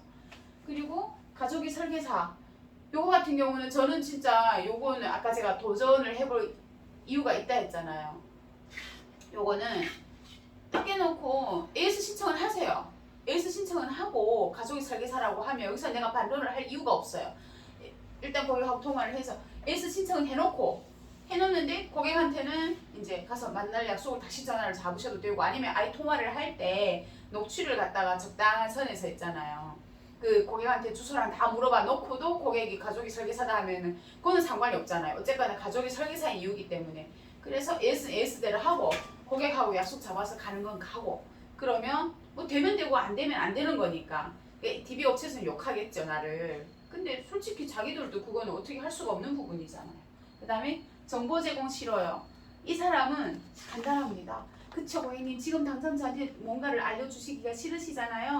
저희가 노트북을 들고 가서 도움을 드리니 이럴 때는 노트북 직접 들고 가서 하는 척이라도 하면 그 다음에 또 넘어가시거든요. 그러니까 노트북으로 직접 하기 때문에 고객님께서 휴대폰으로 인증번호 주시면 그 자리에서 바로 보여드리고 저희는 전산 닫으면 삭제가 됩니다 라고 얘기를 하고 여기는 만남 약속을 잡으시면 되세요. 그래서 거의 딱 요 6개의 경우 외에는 특별하게 고객들이 다르게 더 삐딱하게 나오는 경우가 없기 때문에 요 6가지 경우만 잘 기억을 해두시면은 그러면 거의 반론은 끝납니다. 그래서 요게 이제 TV 영업의 모든 내용들인데요. 인하우스에 관련해서도 안 그래도 어떻게 할까 고민을 하다가 제가 이제 이렇게 선택을 했지만 오늘 내용들이 어떻게 보면 디테일하게 들어가려면 훨씬 더 많은 내용들이 있을 거고 하지만 정말로 내가 DB를 구매를 해서 쓰던 아니면 내가 DB를 만들어서 쓰더라도 이러한 프로세스 과정은 꼭 필요한 거고 고객들의 심리도 꼭 필요해요. 그래서 심리적인 것도 좀 파악할 필요가 있고 심지어 멘트 같은 경우도요. 저는 이건 팁이에요. 홈쇼핑에서 암보험이랑 보험을 많이 팔 때 보면 상품에 대한 리뷰는 별로 관심이 없어요. 이 사람들 화법을 저는 잘 들여다봐요. 이제 들여다보면 꽤 이유가 있는 게 이 친구들은 정말 대기업에서 마케팅 팀에서 전문가들이 짠 멘트를 쓰기 때문에 버릴 게 없어요. 네. 귀에 쏙쏙 들어오지. 귀에 아주 그냥 쏙쏙 들어올 분들은 착착 감겨요. 저도 가끔 보고 있어요. 무슨 말 하지? 그거 딴건다 필요 없어.